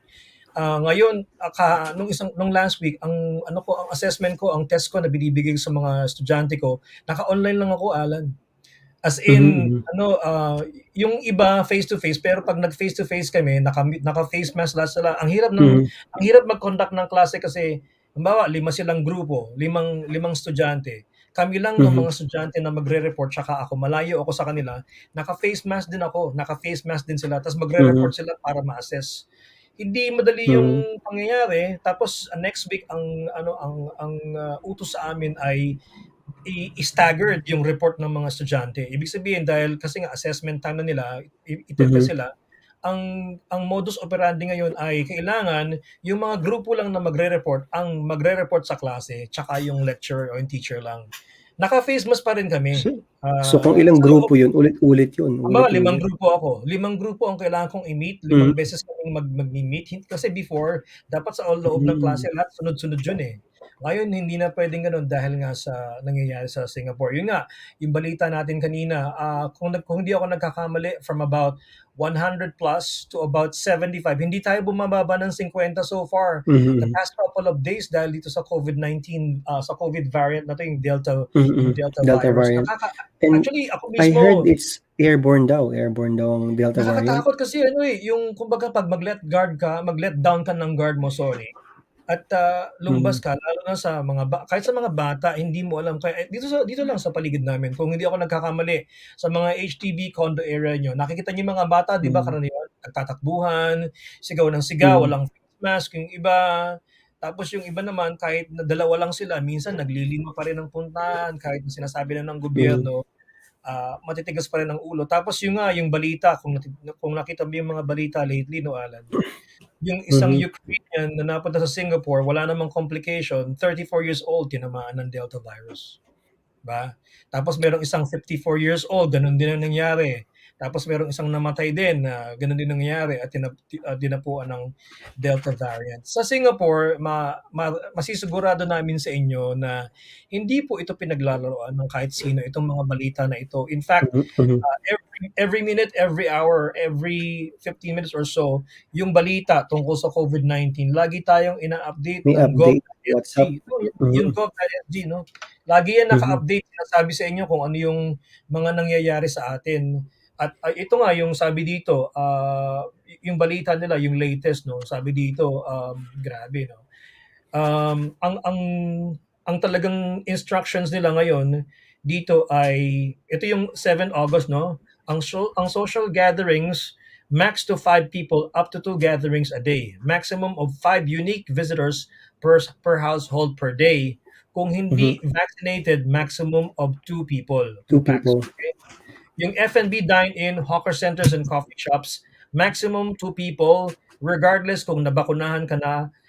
Yung ibang F&B outlets, maximum 5 people dine-in if all are fully vaccinated. Ito yung pinublish nila para sa Aegis ng Agosto. Hindi ito para sa ngayon, para ito sa 10th of August, no? Tapos yung mga events, tsaka worship services, tsaka solemnizations, yung maximum 500 packs if all are fully vaccinated. 50 lang or 50 packs kung hindi vaccinated, no? Sa mga ikakasal, ang maximum gathering 250 packs kung lahat ng mga tao ay fully vaccinated. 50 lang kung hindi kayo vaccinated. Kaya minsan medyo nagtataka tayo kasi pagka tinitingnan niyo yung mga nyo sa ibang bansa, iba-iba yung pina-follow nila na regulations. Ito po yung sa Singapore. Ang sabi po dito, ang pinaka-advice mismo nila, katulad ng sabi nila na galing sa WHO, those vaccinated with WHO recognized vaccines count as vax differentiated. Ibig sabihin, binakunahan ka, differentiated lang. Pero kung ang situation remains under control pamula 19th of August, may magkaka-increase ang mga event sizes and 50% more of employees may return to office. Katulad mo, no, this Allan, sabi nila, kung babalikin ka, yun na yung sabi nila, 50% of the employees might just go back right here. Yun ang sabi ng gobyerno. Kung hindi niyo pa download yung app na yun, paki-download lamang po yung gov.sg para po kayo ay mabigyan ng timely na announcements galing sa gobyerno. Kasi Allan, grabe, kung nasa edad kita, minsan pag lumalabas ako, I make sure na naka face mask talaga ako. And I make sure I have some sanitizers around me kasi ako yung target age group eh. 'Di ba? 40, 50 above. Tapos yung mga bata, hindi rin natin masabi na hindi sila pwedeng dapuan kasi sabi nga ng balita, yung Delta variant, itong variant ng Delta virus, walang pinipili. Ang bilis daw talaga. Grabe. Yung pa yung isang nakakalungkot din dito, gaya ng sinasabi mo yung mga bata na naglalaro. Nakikita ko rin dito sa Pilipinas yung mga bata naglalaro sa kali, na mga walang face mask. I mean, nakakalungkot lang kasi nga may kumakalat ng Delta variant which is ang target daw ng Delta variant is yung mga bata. Oo. Kaya nakakatakot palabasin yung mga bata ng ganun. Kaso ang problema, ayaw makinig nung karaniwan ang daming ayaw nga makinig, di ba? Yung mga palabas-labas, gano'n. Tapos ang masakit dito, yung iba, hindi talagang ayaw makinig. Kaya yung mga barangay mismo, kahit sa atin, minsan naghihirapan na dito, i-govern yung kanila. Ako, yung baryo ko, Pasig, sa Sagad, yung baryo namin, yung barangay is stricto naman so far. Under ni Vicky Soto kasi kami. So yung mga barangay talagang meron silang mandate. In fact, yung mga barangay ngayon sa Pasig may mga kanilang Facebook pages na sila at pinapakita nila kung paano nila minamando yung mga barangay para makita nila kung sino yung mga sumusunod at saka yung mga hindi sumusunod. Kasi talagang nakakatakot eh. Takot talaga eh. Meron ako nakitang picture na i-share ng barkada. Ang pinakita niya yung intubation, yung picture. So ang sabi dun sa post ng kanyang Facebook, kung ikaw ay naiinis na magsuot ng face mask, tandaan mo pag hindi ka nagsuot ng face mask, mamaya ang isusuot mo ay intubation tube. Alam mo yung intubation, di ba? Yung papasok sa bunganga mo hanggang dito sa lalamunan mo. Hindi siya komportable. Yun ang ipapasok sa iyo. Kung ayaw mong isuot yung face mask, ang baka isusuot sa iyo next time ay yung intubation tube. Yun ang totoo. May nakita rin akong isang post sa Facebook kanina, yung talagang sa Cebu yata yun, sa hospital, sobrang puno na ng pasyente. Tapos, yung mga tao, doon na lang nag-o-oxygen sa sasakyan nila, yung oxygen na kalabas, nasa tabi na lang silang ospital. Yung iba nasa mga small bed na lang sa labas ng ospital. Sa sobrang surge ng cases. So nakakalungkot talagang isipin na gano'n, hindi na kinakaya. So parang kapareho din ang nangyayari sa India, parang gano'n ano. Yung case ngayon na nakita ko, kung hindi ako nagkakamali, yung world standing ng COVID-19 sa buong Southeast Asia, pumapanguna ang Malaysia, Indonesia, tapos pangatlo yata ang Pilipinas, kung hindi ako nagkakamali, no? Yun ang panibagong nakita ko kasi ipinost din ng isang barkada dahil nga nag-aalala sila sa Maynila ano yung COVID-19 cases right now. Pero sa totoo lang, yun ang alam natin ngayon. Ibibigay lang po namin sa inyo, baka po hindi ito masyado updated, pero ang alam namin, ang dami na talagang nangyayari na, naku grabe. Kung makita nyo lang yung statistics sa lahat-lahat, grabe yung mga kaso pamula Southeast Asia hanggang sa buong mundo, no? Kung titingnan niyo lamang po yung mga statistics. Tinitingnan ko yung statistics ngayon, this Allan, ito ay galing sa worldometers.info, no? Sa worldometers.info, ang nakalagay dito kung ano yung mga pinakamalaki so far. Ang mga bagong namatay according sa mga recent cases, 6 sa Amerika, sa USA, 87 sa India, 793 sa Russia, Ang Iran 387, Indonesia ang bagong namatay 1,588. 1,500. Oo, ang 1,588 ang bagong namatay sa Indonesia. Ang Mexico 568 so far. Ang Philippines nasa 162, ang Bangladesh 261, Malaysia 210 ang mga namatay, 95 sa Pakistan, 212 sa Thailand. Ayan ang mga malaking figures. Kazakhstan 128 deaths, Tunisia 130. Ang grabe yung mga nakita ming sa Southeast Asia, no, yung Indonesia at saka iba pang mga South Asian countries sa mga dito tinatawag nating diseased because of COVID-19. Hindi po biro ito, and you can find that on your own, worldometers.info/coronavirus. Coronavirus. Yan. Habang nagsisimula tayo, 10:33, 33 minuto makalipas ang 10:00 ng gabi. Salamat po sa inyong lahat. You're listening to us right here on FISTalk. Ito po sa Super Mario. Kasama natin si Allan. We're broadcasting live both from Singapore and the Philippines right now. Okay? Balita tayo at makinig tayo sa ilang mga bati dito. Kamusta kay Arriv Lightstin? Ang hirap sa pangalan mo. Arriv Lightstin, Quero Fajardo. Sige na nga, Arriv na lang o Tin. Tin, kamusta? Hirap na sa mga rawin. Ay, nako. Pag may estudyante ka, in my case, pag yung estudyante ko, ang pangalan mahaba. Minsan 4 or 5 yung pangalan niya kasi either Malay o Indian. Ang hirap talagang i-pronounce eh. Oo, shortcut mo. Grabe, di ba? Pag may ka-opisina ka, ganun, ang hirap talagang i-pronounce. Minsan nahihirapan silang i-pronounce yung pangalan nating mga Pilipino kasi minsan may middle name tayo, di ba? Pero minsan mas ang hirap pa i-pronounce yung pangalan nila eh.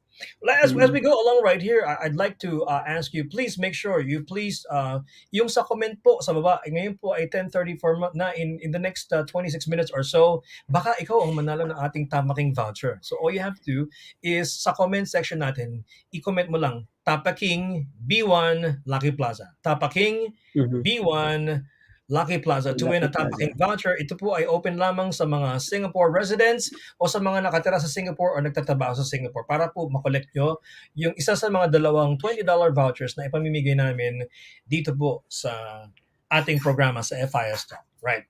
Thank you once again at salamat po sa inyong pakikinig sa amin. Ilan sa mga nais naming sabihin sa inyo kasi birthday ng Singapore, no? Tag dito, Allan. Allan, nung nagsimula ka magtrabaho sa Singapore, ano yung unang impression mo na nakita mo sa bansa? Lahat convenient. Imagine from as in why? What do you mean by convenience? Kasi kung sasabihin ko sa iyo pag napunta ako ng Plaridel tsaka Bulacan, convenient din naman, masaya nga, di ba? Pero what do you mean by convenient? Convenient in terms of transportation. Talaga masasave mo yung time mo. Convenient yung lahat ng food. You don't need to spend a lot. Kung maselan ka sa pagkain, mag-spend ka talaga ng malaki. But kapag hindi naman, dyan sa hawker, $2 dati nung time na last 10 years ago, 11 years ago, $2 sa chicken rice. Meron pa.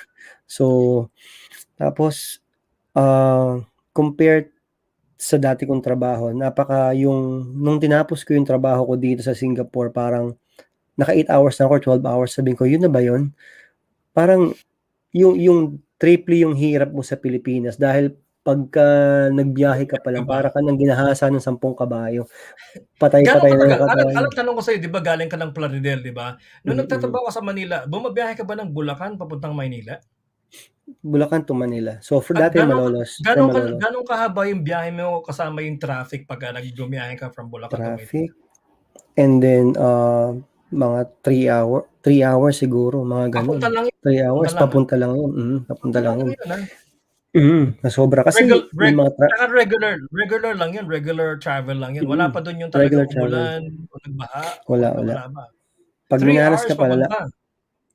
Kasi may mga traffic din dun sa may So, ibig sabihin, kung ang pasok mo ay alas 8, paano na? Sobrang talagang gigising ka ng maaga. Talagang 3 hours yung pagpapataanan mo. And then, to think of, na mas mahal pa pamasahe sa Pilipinas kesa sa Singapore. Kasi sa Singapore, pag nag-bus ka from point to point, you were charged by kilometers, hindi yung per sakay. Dito sa atin, pag sakay mo, sa kanto, sakay ka tricycle. Papunta sa isang bayan, sakay ka sa jeep. Walang diretsong biyahe. Yung Grabe, system na oo. gano'n kasi unified yung system natin na yung card natin Oo. sa Yun, totoo. MRT, sa bus. Oo. So yung mga simpleng gano'n na kailangan nating ma-appreciate Oo. dito Hindi sa pa Singapore. oo, hindi pa kasama dun yung MRT card mo puwede kang bumili ng banana pie ng McDonald's. At Exactly. na puwede kang bumili ng soft drinks 'pag nauuhaw ka, punta ka ng Mm. 7-Eleven, gamitin mo lang yung Kaya MRT nga. card mo ano? Mm. Yun ang totoo Yung dun, mm. kung hindi po alam ng mga madami yung pong MRT card niyo ay puwede niyo pong gamitin 'pag nagpunta po kayo ng McDonald's kasi puwede pong Mhm. i-tap yun kung merong EasyLink at saka tawag dito, Mhm. parang may nets or what not yung EasyLink card niyo. So i-check niyo po yung Mm. EasyLink card niyo, kung yung EasyLink card niyo may nakalagay dun na nets, what Mhm. not, 'pag Or flash tinap pay. upan niyo po yung flashpoint, tama, puwede niyo po yung Mhm. gamitin sa soft drink vending machine na puwedeng Mhm. i-recognize yun around your HDB. Sa baba lang po ng HDB area namin dito sa Choa-Chu-Kang, sa baba po namin 'pag wala akong coins or what not, yung pong MRT card ko lang na may laman ang ginagamit ko para uminom ng Coke. At the same time, bago ko bu-board ng bus, nakainom na ako ng Coke, puwede ko siyang gamitin sa bus tapos MRT, 'di ba ano, Mm. yun ang Napaka convenience 'no? inconvenience talaga. Talagang yung energy mo is ire-reserve mo na lang sa work. Hindi ka na Oo. mag-aano sa biyahe. Talagang Grabe. Kasi isipin mo Bulacan pala from Plaridel mm. to Maynila, 3 hours 'no? Mhm. So parang pareho tayo kasi ako taga-Pasig ako. Alam mo kung anong nakakainis? Pamula Pasig proper, taga Pasig proper, Kapasigan ako, eh. Mhm. From Pasig, Kapasigan, sa simbahan, hanggang Ortigas, minsan bumubuno kami ng 2.5 hours to 3 hours. Mhm. Within Pasig lang yun, Traffic. dahil sa Mhm. sobrang tindi ng traffic. Grabe, within Pasig na yung puwede mong i-drive ng 10 minutes by right, dahil sumakay ka ng public transport, minsan Mhm. 2.5 hours to 3 hours ang biyahe. Mhm. Ang huling karanasan ko diyan sir, umuwi ako nung panahon na kasama ko yung mga kapatid ko, medyo umulan, ganito ganyan, hindi naman siya bagyo pero umulan ng matindi, hindi nakauwi yung mga kapatid ko tsaka yung mga kaibigan nila. Ang nangyari dahil bumibisita nga ako, kailangan ko silang i-book ng isang room sa isang hotel na malapit sa akin, kasi hindi na nga Mhm. sila makauwi, hindi na umuusad yung trapiko, eh. Pero in Mhm. fairness, yung travel na yun by car is less than 15 minutes. Gano'n ang Hmm. nangyari sa kanila kasi hindi na makalabas. Kaya minsan 'pag umuuwi hindi Grabe. mo na ma-enjoy yung trip mo dahil nga sa Kaya nga. daloy ng trapiko, grabe, Kaya sobra. iniiwasan talaga namin ng Manila pagka umuuwi kami ng Oo. Pilipinas. So, minsan kaya 'pag Kaya umuuwi ako sa amin, ang ginagawa ko mismong nasa Ortigas na lang ako. Kasi at least lahat mhm. ng amenities nandun, hindi na ako lalabas. Pero 'pag Mhm. lumabas ako kailangan iplano ng husto. Kasi kulang ang Mhm. isang oras. Even from Ortigas to Cubao, by right 5 to 10 minutes nandun ka na, eh. Pero Mhm. dahil sa sobrang traffic, hindi mo alam kung anong oras ka puwedeng aalis unless kung madaling araw ka lalabas, which is very unpredictable. Ang hirap 'no? So Kaya yung napakahirap. convenience 'no? Mhm. Ano pa yung naranasan mo besides sa convenience? Yung ano pa bang, maganda halos lahat is parang the whole turnaround na experience sa Pilipinas halos karamihan na kabaligtaran kabaligtaran, eh. I mean, Pabalik ka na, oo. yung food siyempre 'pag nasa Oo. Pilipinas tayo, sawa na tayo sa Filipino food. Pagdating mo sa Singapore naman, makaka-experience ka ng cheaper na food, Hmm, iba-iba, na oo. parang, ay presyong karenderya 'tong gan'to, halos Oo, presyong mall lang oo, din, tapos sa oo. Singapore gan'to yung lasa. So, ayun parang hindi ka nakakasawa, gano'n. And Yun. ayun si Relly nag-comment yung Oo, tax natin na totoo. Yun nga yung oo, pinag-usapan natin kanina 'di ba, yung tax mm, sa atin pagka mm, maglo-loan ka sa bangko, grabe na-realize namin ang taas ng tax sa atin, grabe. 6 to 8%, sa Singapore 1.5%. Six mhm, to 8% sa Pilipinas, grabe gano'n kataas oo, yung processing ng mhm, taxation sa atin, grabe 'no? mhm. And then yung sa sweldo mo, yung income tax mo na actually sa Pilipinas sabi nila 20%, umaabot ng halos more than 20% kasi Mm, imaginin mo yung income tax mo, then after that yung value added tax natin na 12%, mm, which is oo, here in Singapore, yung salary natin is capped by salary kung gaano kataas, then yun lang yung certain percentage na babayaran mo sa tax. So, parang halos yung binabayaran kong tax sa Pilipinas, eh, parang sobrang kinakain talaga yung sweldo mo. Unlike here sa grabe 'no, oo Singapore totoo talaga, naintindihan ko yun, totoo. mm. Ang daming puwedeng pag-usapan tungkol sa convenience tsaka sa taxation ng Singapore.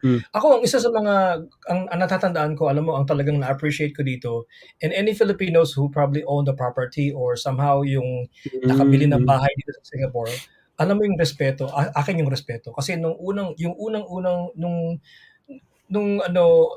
yung unang property na nabili namin ni misis, nung merong konting pera akong naipon at nakabili kami ng property sa Holland Drive. No? Holland Drive is one of the most visited places sa Singapore. Alam mo, ang gusto ko lang doon, yung proseso ng papatakbo ng kanilang mga housing. Alam mo, yung feeling ko na talagang very well respected ka kahit na ano man ang estado ng buhay mo. Ang naramdaman ko is talagang respeto kasi nung humarap kami dun sa Housing Development Board, tapos nung ibinigay na sa amin yung susi ng bahay namin, ang natatandaan ko, picture na picture ko yung sabi ng officer sa harapan nung seller sa amin. Sabi niya, "Ito po yung susi ninyo sa bahay po ninyo ngayon. Kung meron pong problema, kausapin niyo po ako at kakausapin ko po yung nagbenta sa inyong bahay. Anumang problema ninyo, ako po ang inyong point of contact." Ganon. Tapos eto na, 'di ba, nag-pledge na kami, ganito ganyan. Ito na po yung susi niyo, ano man po ang problema, lumapit lang po kayo sa amin. Alam mo, bilang during that time, hindi pa ako citizen nun eh. Ako ay isang permanent resident, no? Yung feeling ko na kahit na taga-ibang bansa ako at kasama ko yung misis ko at nandun kami sa harapan ng mga officers, yung feeling ko na hindi ako maliit, hindi ako kaiba, kundi ikaw ay kasama sa aming komunidad at kung naman maging problema mo, lumapit ka sa amin, nandun kami. Alam mo yung ganong feeling sa loob ng HDB na natatandaan ko yun. Yun isa sa mga hindi ko makakalimutan na experience dito, especially when you're acquiring some property dito sa Singapore. Feel ko yun during that time, yung process na yan. Kasi kung hindi pa po kayo naka-experience na ganong process, especially kung ikaw ay permanent resident sa Singapore, you can try it and you can probably understand how I feel nung panahon na bumili kami ng property sa Singapore. Grabe yung experience. Hindi ko makalimutan. Hanggang ngayon, fresh na fresh pa sa memory ko yung nangyari na yun, Allan. Kasi kung alam mo yung mga nangyayari sa atin sa Pilipinas, pagdating sa processing ng papers, wika, traffic, kailangan meron pong lalagay sa ilalim. Minsan meron balik-balik. Kompleto na, wala pa rin, di pala. Yung red tape, yung red tape, grabe sir. Yun ang isang kailangan nating mapadali sa bayan para umayos. Isa yun sa mga napakagandang nangyari dito sa Singapore, na nandoon tayo sa bukod sa mga kanilang governance at saka sa dito sa mga taxation, tsaka yung processes, yung less red tape. Kasi grabe, pag sinabi mong red tape, wag na tayong mag-usap. Pag sinabing red tape sa Pilipinas, sobra talaga ang red tape. Ang totoo doon, yun totoo. And sana mabawasan yun talaga, sana kung talagang tumitingin ng Pilipinas sa mga processes ng Singapore, isa ito sa mga dapat nating matutunan. In fact, every year may mga Filipino contingent that are coming to Singapore para mabisita ang mga companies dito, tsaka mga processes ng pamalakad ng Singapore. They visited here. If I'm not wrong, ang bayan ng Marikina tsaka yung kanilang mga grassroots leaders tsaka mga leaders, they come to Singapore almost every year yata para makita yung nangyayari sa bansa, para ma-implement. In fact, so far, kung titignan mo yung Marikina, there are parts of Marikina that looks like Singapore. Pag nagpunta ka ng Marikina sa Rizal. And I think it's good to actually know about that kasi ganun nga ang nangyayari. Madaming mga pwedeng gayahin. In fact, yung huling bisita ko sa Shenzhen sa China, yung gantry nila, tsaka yung bayan mismo ng Shenzhen, actually looks like parang PIE tsaka KJE. Ginaya nila yung gantry natin. And, they're not shy to say it. They said this is like our Singapore style. And nung nagpunta ako ng Shenzhen, kinausap namin yung ibang mga tao, sabi ng mga professors, they really do look up to what Singapore is doing in that sense. So, kaya nakakatuwa. At madami pang mga lugar sa ibang mga bansa that are trying to somehow sort of like imimic yung ginagawa ng Singapore. Yung positive side of it in that sense. Alas 10:46, 10:46 right now in the evening. Nais po namin sabihin sa inyo muli, nagpapasalamat kami sa Tapaking dahil meron tayong 2 voucher and we will announce yung 2 winner natin maya-maya ng konti. At sana manalo ka sa isa sa mga 2 winners namin mamaya sa dulo ng ating programa at i-text mo lang sa ating comments page o sa comment section ng ating FIS page, Tapaking B1 Lucky Plaza. Again, Tapaking B1 Lucky B1. Plaza para isa ka sa mga mananalo ng ating 2 vouchers. Masarap yung tapaking, grabe. Ako gusto kong imimik yung tapaking nila, hindi madaling gawin, eh. Matrabaho, Mahirap timpla. Oo. matrabaho kasi sir, eh, matrabaho yun, eh. Mm. Yung paglagay ng konting alam mo, bawang tapos yung konting Mm. toyo, maybe konting suka, hindi madaling gawin, eh. Hindi mahirap Kaya talaga. nandiyan yung tapaking sa basement naman sa Lucky Plaza. So i-text niyo po sa atin, tapaking B1 Lucky Plaza, and be one of our 2 lucky winners right here in our FISTalk together with Allan and myself, Super Mario. Salamat po sa inyong pakikinig sa amin. Ito po ang programa natin na nangyayari. Dapat po first Saturday ito every month. Na-move po natin for this Saturday para makasama po natin si Peter at saka pakasama po natin si Allan coming from the Philippines. And hopefully, Allan, makabalik na sa Singapore, no? Ano bang tanong ko sa iyo? Hopefully. Ano yung mga pagkain sa Singapore na namimiss mo na halos kapareho ng kinakain mo sa Pilipinas? Halos kapareho. Hindi kapareho, eh, kasi yung chicken Hindi rice. kapareho. Ano yung mga namimiss mo na pagkain na kung may i-introduce ka sa mga dayuhan na Pilipino na hindi pa nakakapunta ng Singapore, ano yung mga pagkain na gusto mong i-suggest sa kanila? Siyempre yung chicken rice. Chicken rice! At tsaka chicken curry, yun. Chicken rice. Una, chicken rice. Ano yung masarap sa chicken rice? Kasi minsan pag nakita ng Pinoy yung chicken rice, ang feeling nila, ano lang yan, nilagang manok lang yan. Anong masarap mo dyan? Anong masarap? Anong nagpapasarap sa chicken rice para sa'yo? Kasi para sa akin pagka yung rice mismo na may coconut, then tapos yung oil, yung sesame oil, and then pag yung chicken talaga is yung napaka-soft niya. Yun yung pinaka talagang hinahabol mo na doon sa chicken rice. Yun. So yung rice, yung chicken rice mismo, grabe. Kasi masarap yung halo ng chicken rice talaga. Ano yan eh? Ginger, garlic, pag dito, if I'm not wrong, some lemongrass, luya, ganon. Lahat ng pinagpakuluan ng chicken mismo. Pakuluan ng manok nandun, di ba? Tapos kumbaga, kaysa mag-steam ka ng chicken lang basta, yung broth ng chicken na nagpapasarap dun sa rice. Tapos syempre yung chicken, hindi mo i-waste yun. Kailangan ito ay magandang maboil at ma-steam para masarap siya. Yung parang may jelly, di ba? Nagugutom tuloy ako. Wala ba tayong sponsor na chicken rice? Ako kung meron lang kung ipopromote na chicken rice dito, gusto ko yung mga traditional chicken rice na available sa Singapore. Kasi yung mga traditional chicken rice, ang ginagamit nila yung tinatawag nilang kampong chicken. Yung kampong chicken hindi siya kalakihan. Hindi siya zargo, hindi siya gante. Yung kumbaga sa Pilipinas yung native. Native chicken kasi medyo dilaw-dilaw siya, masarap 'yun. Mas masarap siya dun sa mga malalaking masyadong sobrang laking chicken. Ano pa yung mga besides sa chicken rice, ano pa yung namimiss mo na pagkain? Kasi alam ko 6 months na alam mo yung hiwalay ng Singapore tsaka nakakaano yun eh. Di ba sama chicken curry? Chicken curry yan, chicken curry tsaka teo. Alam mo karaniwan ng mga Pinoy, medyo pagdating sa curry, medyo meron tayong love-hate relationship sa curry.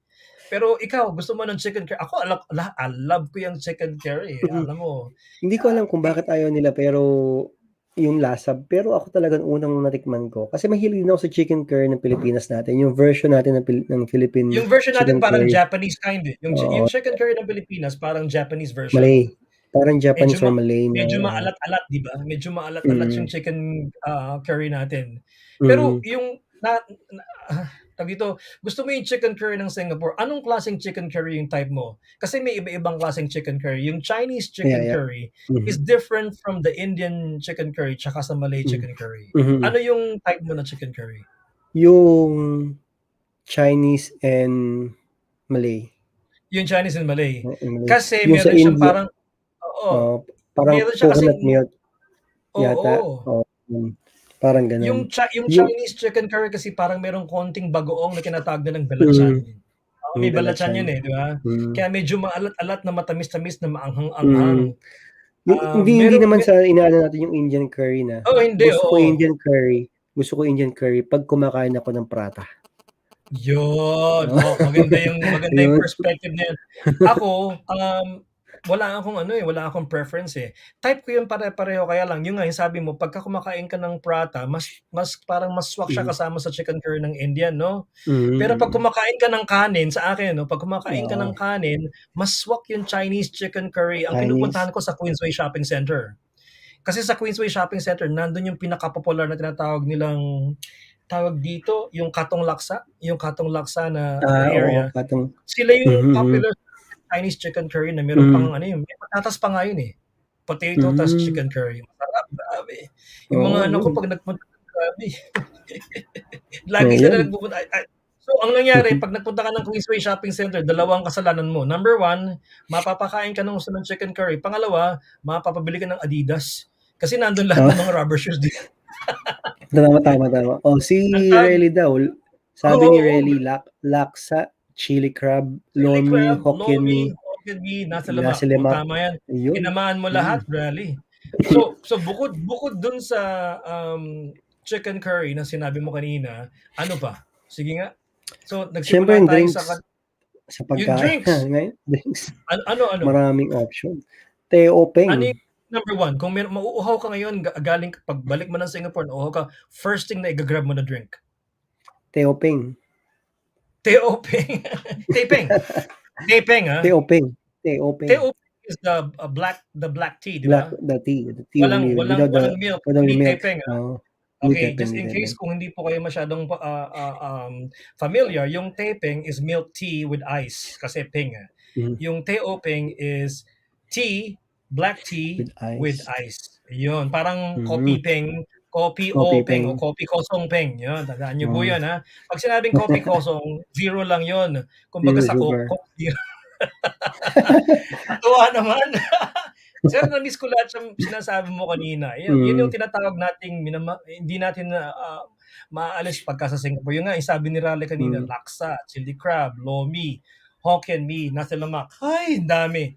Alam mo, Allan, yung lomi natin sa Pilipinas, hindi talaga yun ang totoong lomi. Ang totoong lomi, yung nasa Singapore. In fact, kung ikukumpara natin, I feel, siguro dahil matagal na tayo sa Singapore, mas masarap yung lomi nila dito kasi yung original lomi, ang laman ng original na lomi, may fish, may prawn, may pork. Tapos medyo maasim-asim siya. Kasi meron yung black vinegar. Yan ang totoong lomi. Yung lomi sa atin, parang ang sabaw ng lomi, parang chop suey sabaw. Diba? Yung Chop suey sabaw, malapot. tapos nilagay ngayon yung egg noodles. Yung lomi na yan, parang Vietnamese style yan eh. Hindi yan talaga yung Chinese lomi. May na-discover pa ako. Yung crispy fried noodles sa Pilipinas, ang tawag dito nun, sangmi. Yung sangmi is crispy fried noodles. Makikita mo yan sa isang stall dito, ang pangalan doon, Pontien. Pag binili mo yung noodles, crispy fried yung kanton. Sarang to, sir. Crispy fried yung kanton, nakaseparate yan pag nag-take out ka. Tapos, nakaseparate siya, ibibigyan ka nila ngayon ng isang bowl na punong-puno ng gravy ng crispy fried. Gravy, Grabe, tapos ilalagay mo ngayon yung crispy fried. Parang nagugutom ko na, Allan. Okay. Mario, tinatanong mo ako anong namimiss ko sa Singapore. Anong namimiss mo sa Pilipinas na pagkain? Ayun, grabe. Sir, totoo lang, namimiss ko na gusto yung Pilipinas kasi yung lechon, grabe. Hindi ako makaalis dun sa, yung kaibigan ko nag-post ng lechon sa Cagayan de Oro, pinggan lang ang ginamit para makat yung lechon. Pang ganun. Nainis ako ng gusto kasi hindi pwede. Tapos meron akong sinundan na isa, yung Cagayan de Oro, meron silang lechon na yung laman ng lechon may mga talangka at saka mga sugpo. Pag hinati mo yung likod ng lechon, ang lalabas ay mga seafood. Grabe. Tapos lahat ng alimango nandun. Wala pa akong nakitang ganun dito kaya na-miss ko ng gusto yung lechon. So dahil na-miss ko nga, ang ginawa ko, yung nephew ko nag-birthday no July 10. Pinadalan ko siya ng lechon galing sa Pateros. Masarap palang mag-lechon yung mga taga Pateros. So mas mura kaysa pag nag-order ka sa mga branded lechon sa Maynila. Sa Pateros, pwede kang bumili ng buong lechon for 7,000 pesos. Medyo mura na yung lagay na yun. Kasi sa Manila, mura na, from 10 to 15,000 pesos per one big, lechon. Sa Pateros, sa Pateros Rizal, sa atin, 7K, maganda na yun. Libre delivery pa. Yun. Pero yun lechon with seafood, ha? Oo, first time ko marinig yung ano. Pero yung lechon na may seafood, pare, isasend ko sa iyo mamaya yung link ng Cagayan de Oro style na seafood lechon. Grabe. Yung mga taga Cagayan de Oro, alam nila yan. Yun, grabe. Yung lechon na ang laki-laki, pag hinati sa gitna, sa likod, grabe, labas lahat yung mga seafood. Sir, may mga alimango, may grabe dami, may mga sugpo, what not. Ay, ang sarap, grabe. Anywho, 10:57 right now. Salamat po sa pakikinig ninyo. Flor Gores Saligan, magandang gabi po sa inyong lahat at sa pakikinig at panonood niyo po sa ating programa ngayong gabi. Salamat po sa inyo at nakikinig kayo at nanonood kayo sa ating programa ngayon. Gusto ko rin pasalamatan Allan, yung kaibigan natin, yung kaibigan ko si Juliet kanina, nanonood din sa atin. Dinrive niya ako from Pile Bar to here para makapag-programa tayo kasi meron kaming food sampling kanina. Grabe. Tsaka si Alice, ang ganda ng bahay nila, 4-story. Merong elevator. Grabe, elevator yung bahay nila. Tapos yung kaibigan namin na si Sir Thomas, ginawa niya kami ng 6-course dinner. Grabe, 6-course dinner. Ay, grabe. Bawat meal namin may storya. May storya yung meal namin. Ang laki-laki yung kanilang bahay. Ang ganda, grabe. Bless. So, salamat Sir Thomas, salamat Sir Ma'am Alice, and salamat Juliet. Thank you so much for bringing me back here at Chuachukang area to be able to go on live right here with Allan on FISTalk, FISTalk, Filipinos in Singapore. Every first Saturday of the month by right po ang ating programa. And every now and then we have partners and brands that are promoted right here on the show. If you know of anybody who'd like to also be promoted in this show, and maybe you have some people that you'd like to somehow for us to talk to because they have a very inspirational or inspiring story, i-shoot nyo lang po sa ating admin dito sa FISTalk, and we'll be more than glad to touch base with them. Alam mo, sa mga nakaraan na araw, Allan, we were able to talk to people like yung si Genitio, some survivor siya, yung anak niya nag-suicide before, and to be able to help people who are probably thinking of these things as well. The Saturday before, we spoke to Renee Dominic, ang kauna-unahang Pilipina, artist, composer, singer, nag-record together with Jason Mraz with a song called Could I Love You Anymore, at nakasama namin siya sa programa dito. COVID survivors na nakasama natin dito, sila ang mga pamilyang Espina, kung paano yung ano ba yung nangyari nung nagka-COVID-19 sila. Grabe yung story na yun, ganda. And syempre yung mga kaibigan natin sa Bayanihan Cargo, Cash Converters, at saka sa Koo Foods na kaibigan natin na nakasama natin dito, at kung sino-sino pa. And we're just very thankful and very glad na nakasama natin sila. And hopefully in the next couple of weeks, we should be able to connect with you more soon right here on FISTalk. Right. Last call. Okay? Etong gagawin natin ngayon kasi malapit na mag-alas 11. No? Ang gagawin ko, magbibilang tayo ngayon. Okay? Ma'am, sir, magbibilang tayo in 10 seconds. Ha? Kailangan i-text nyo na, ilagay nyo na sa comment sa baba, Tapaking B1 Lucky Plaza. Again, Tapaking B1 Lucky Plaza. I-announce na natin in 10 seconds. Kailangan i-text nyo na yung yung pangalan nyo kasi ito na, magta-timer na ako, no? 10 seconds na. Ayan, 10, 9, 8, 7, i-comment nyo na. 6, 5, 4, 3, 2, ayun na. Yun. Mag-a-announce na tayo kung sino yung winner, at ito na yung winner natin. Ikaw na mag-announce, Allan. Sige, yun, nakita na sa baba. Ayun. Congratulations, Jonila Balalitan Lorenzo and Ari Quero Fajardo. Ang hirap. Ang hirap. So, Jonila and Ari Lestein. Ayun. So, makukuha nyo 20 $20 voucher nyo kay, Ayan, congratulations sa inyo. Natin. Ayan, congratulations. Yung kayo po ay nanalo ng $20 cash voucher coming from Tapaking sa B1 Lucky Plaza. We will get in touch with you. Ang ating pong mga bossing dito sa FISTalk will get in touch with you right here so that you can claim yung inyong Tapaking sa B1 Lucky Plaza. Ayan, nasa Lucky Plaza tayo. Sana ay ma-enjoy nyo yan at sana magamit nyo yan kasi pwede na kayong lumabas kung kayo ay 2 at pataas pa mula sa Agis ng Agosto basta kayo ay na-vaccinated na. Alright? Sa ngalan po ng FIS crew at saka ni Allan, ito po si Super Mario, kasama si Allan dito sa FISTalk. Salamat po ng marami. Magkita-kita po muna tayo at saka once again, bago po ako umalis, happy birthday Singapore! Happy 56th birthday! Happy birthday, Singapore! Singapore!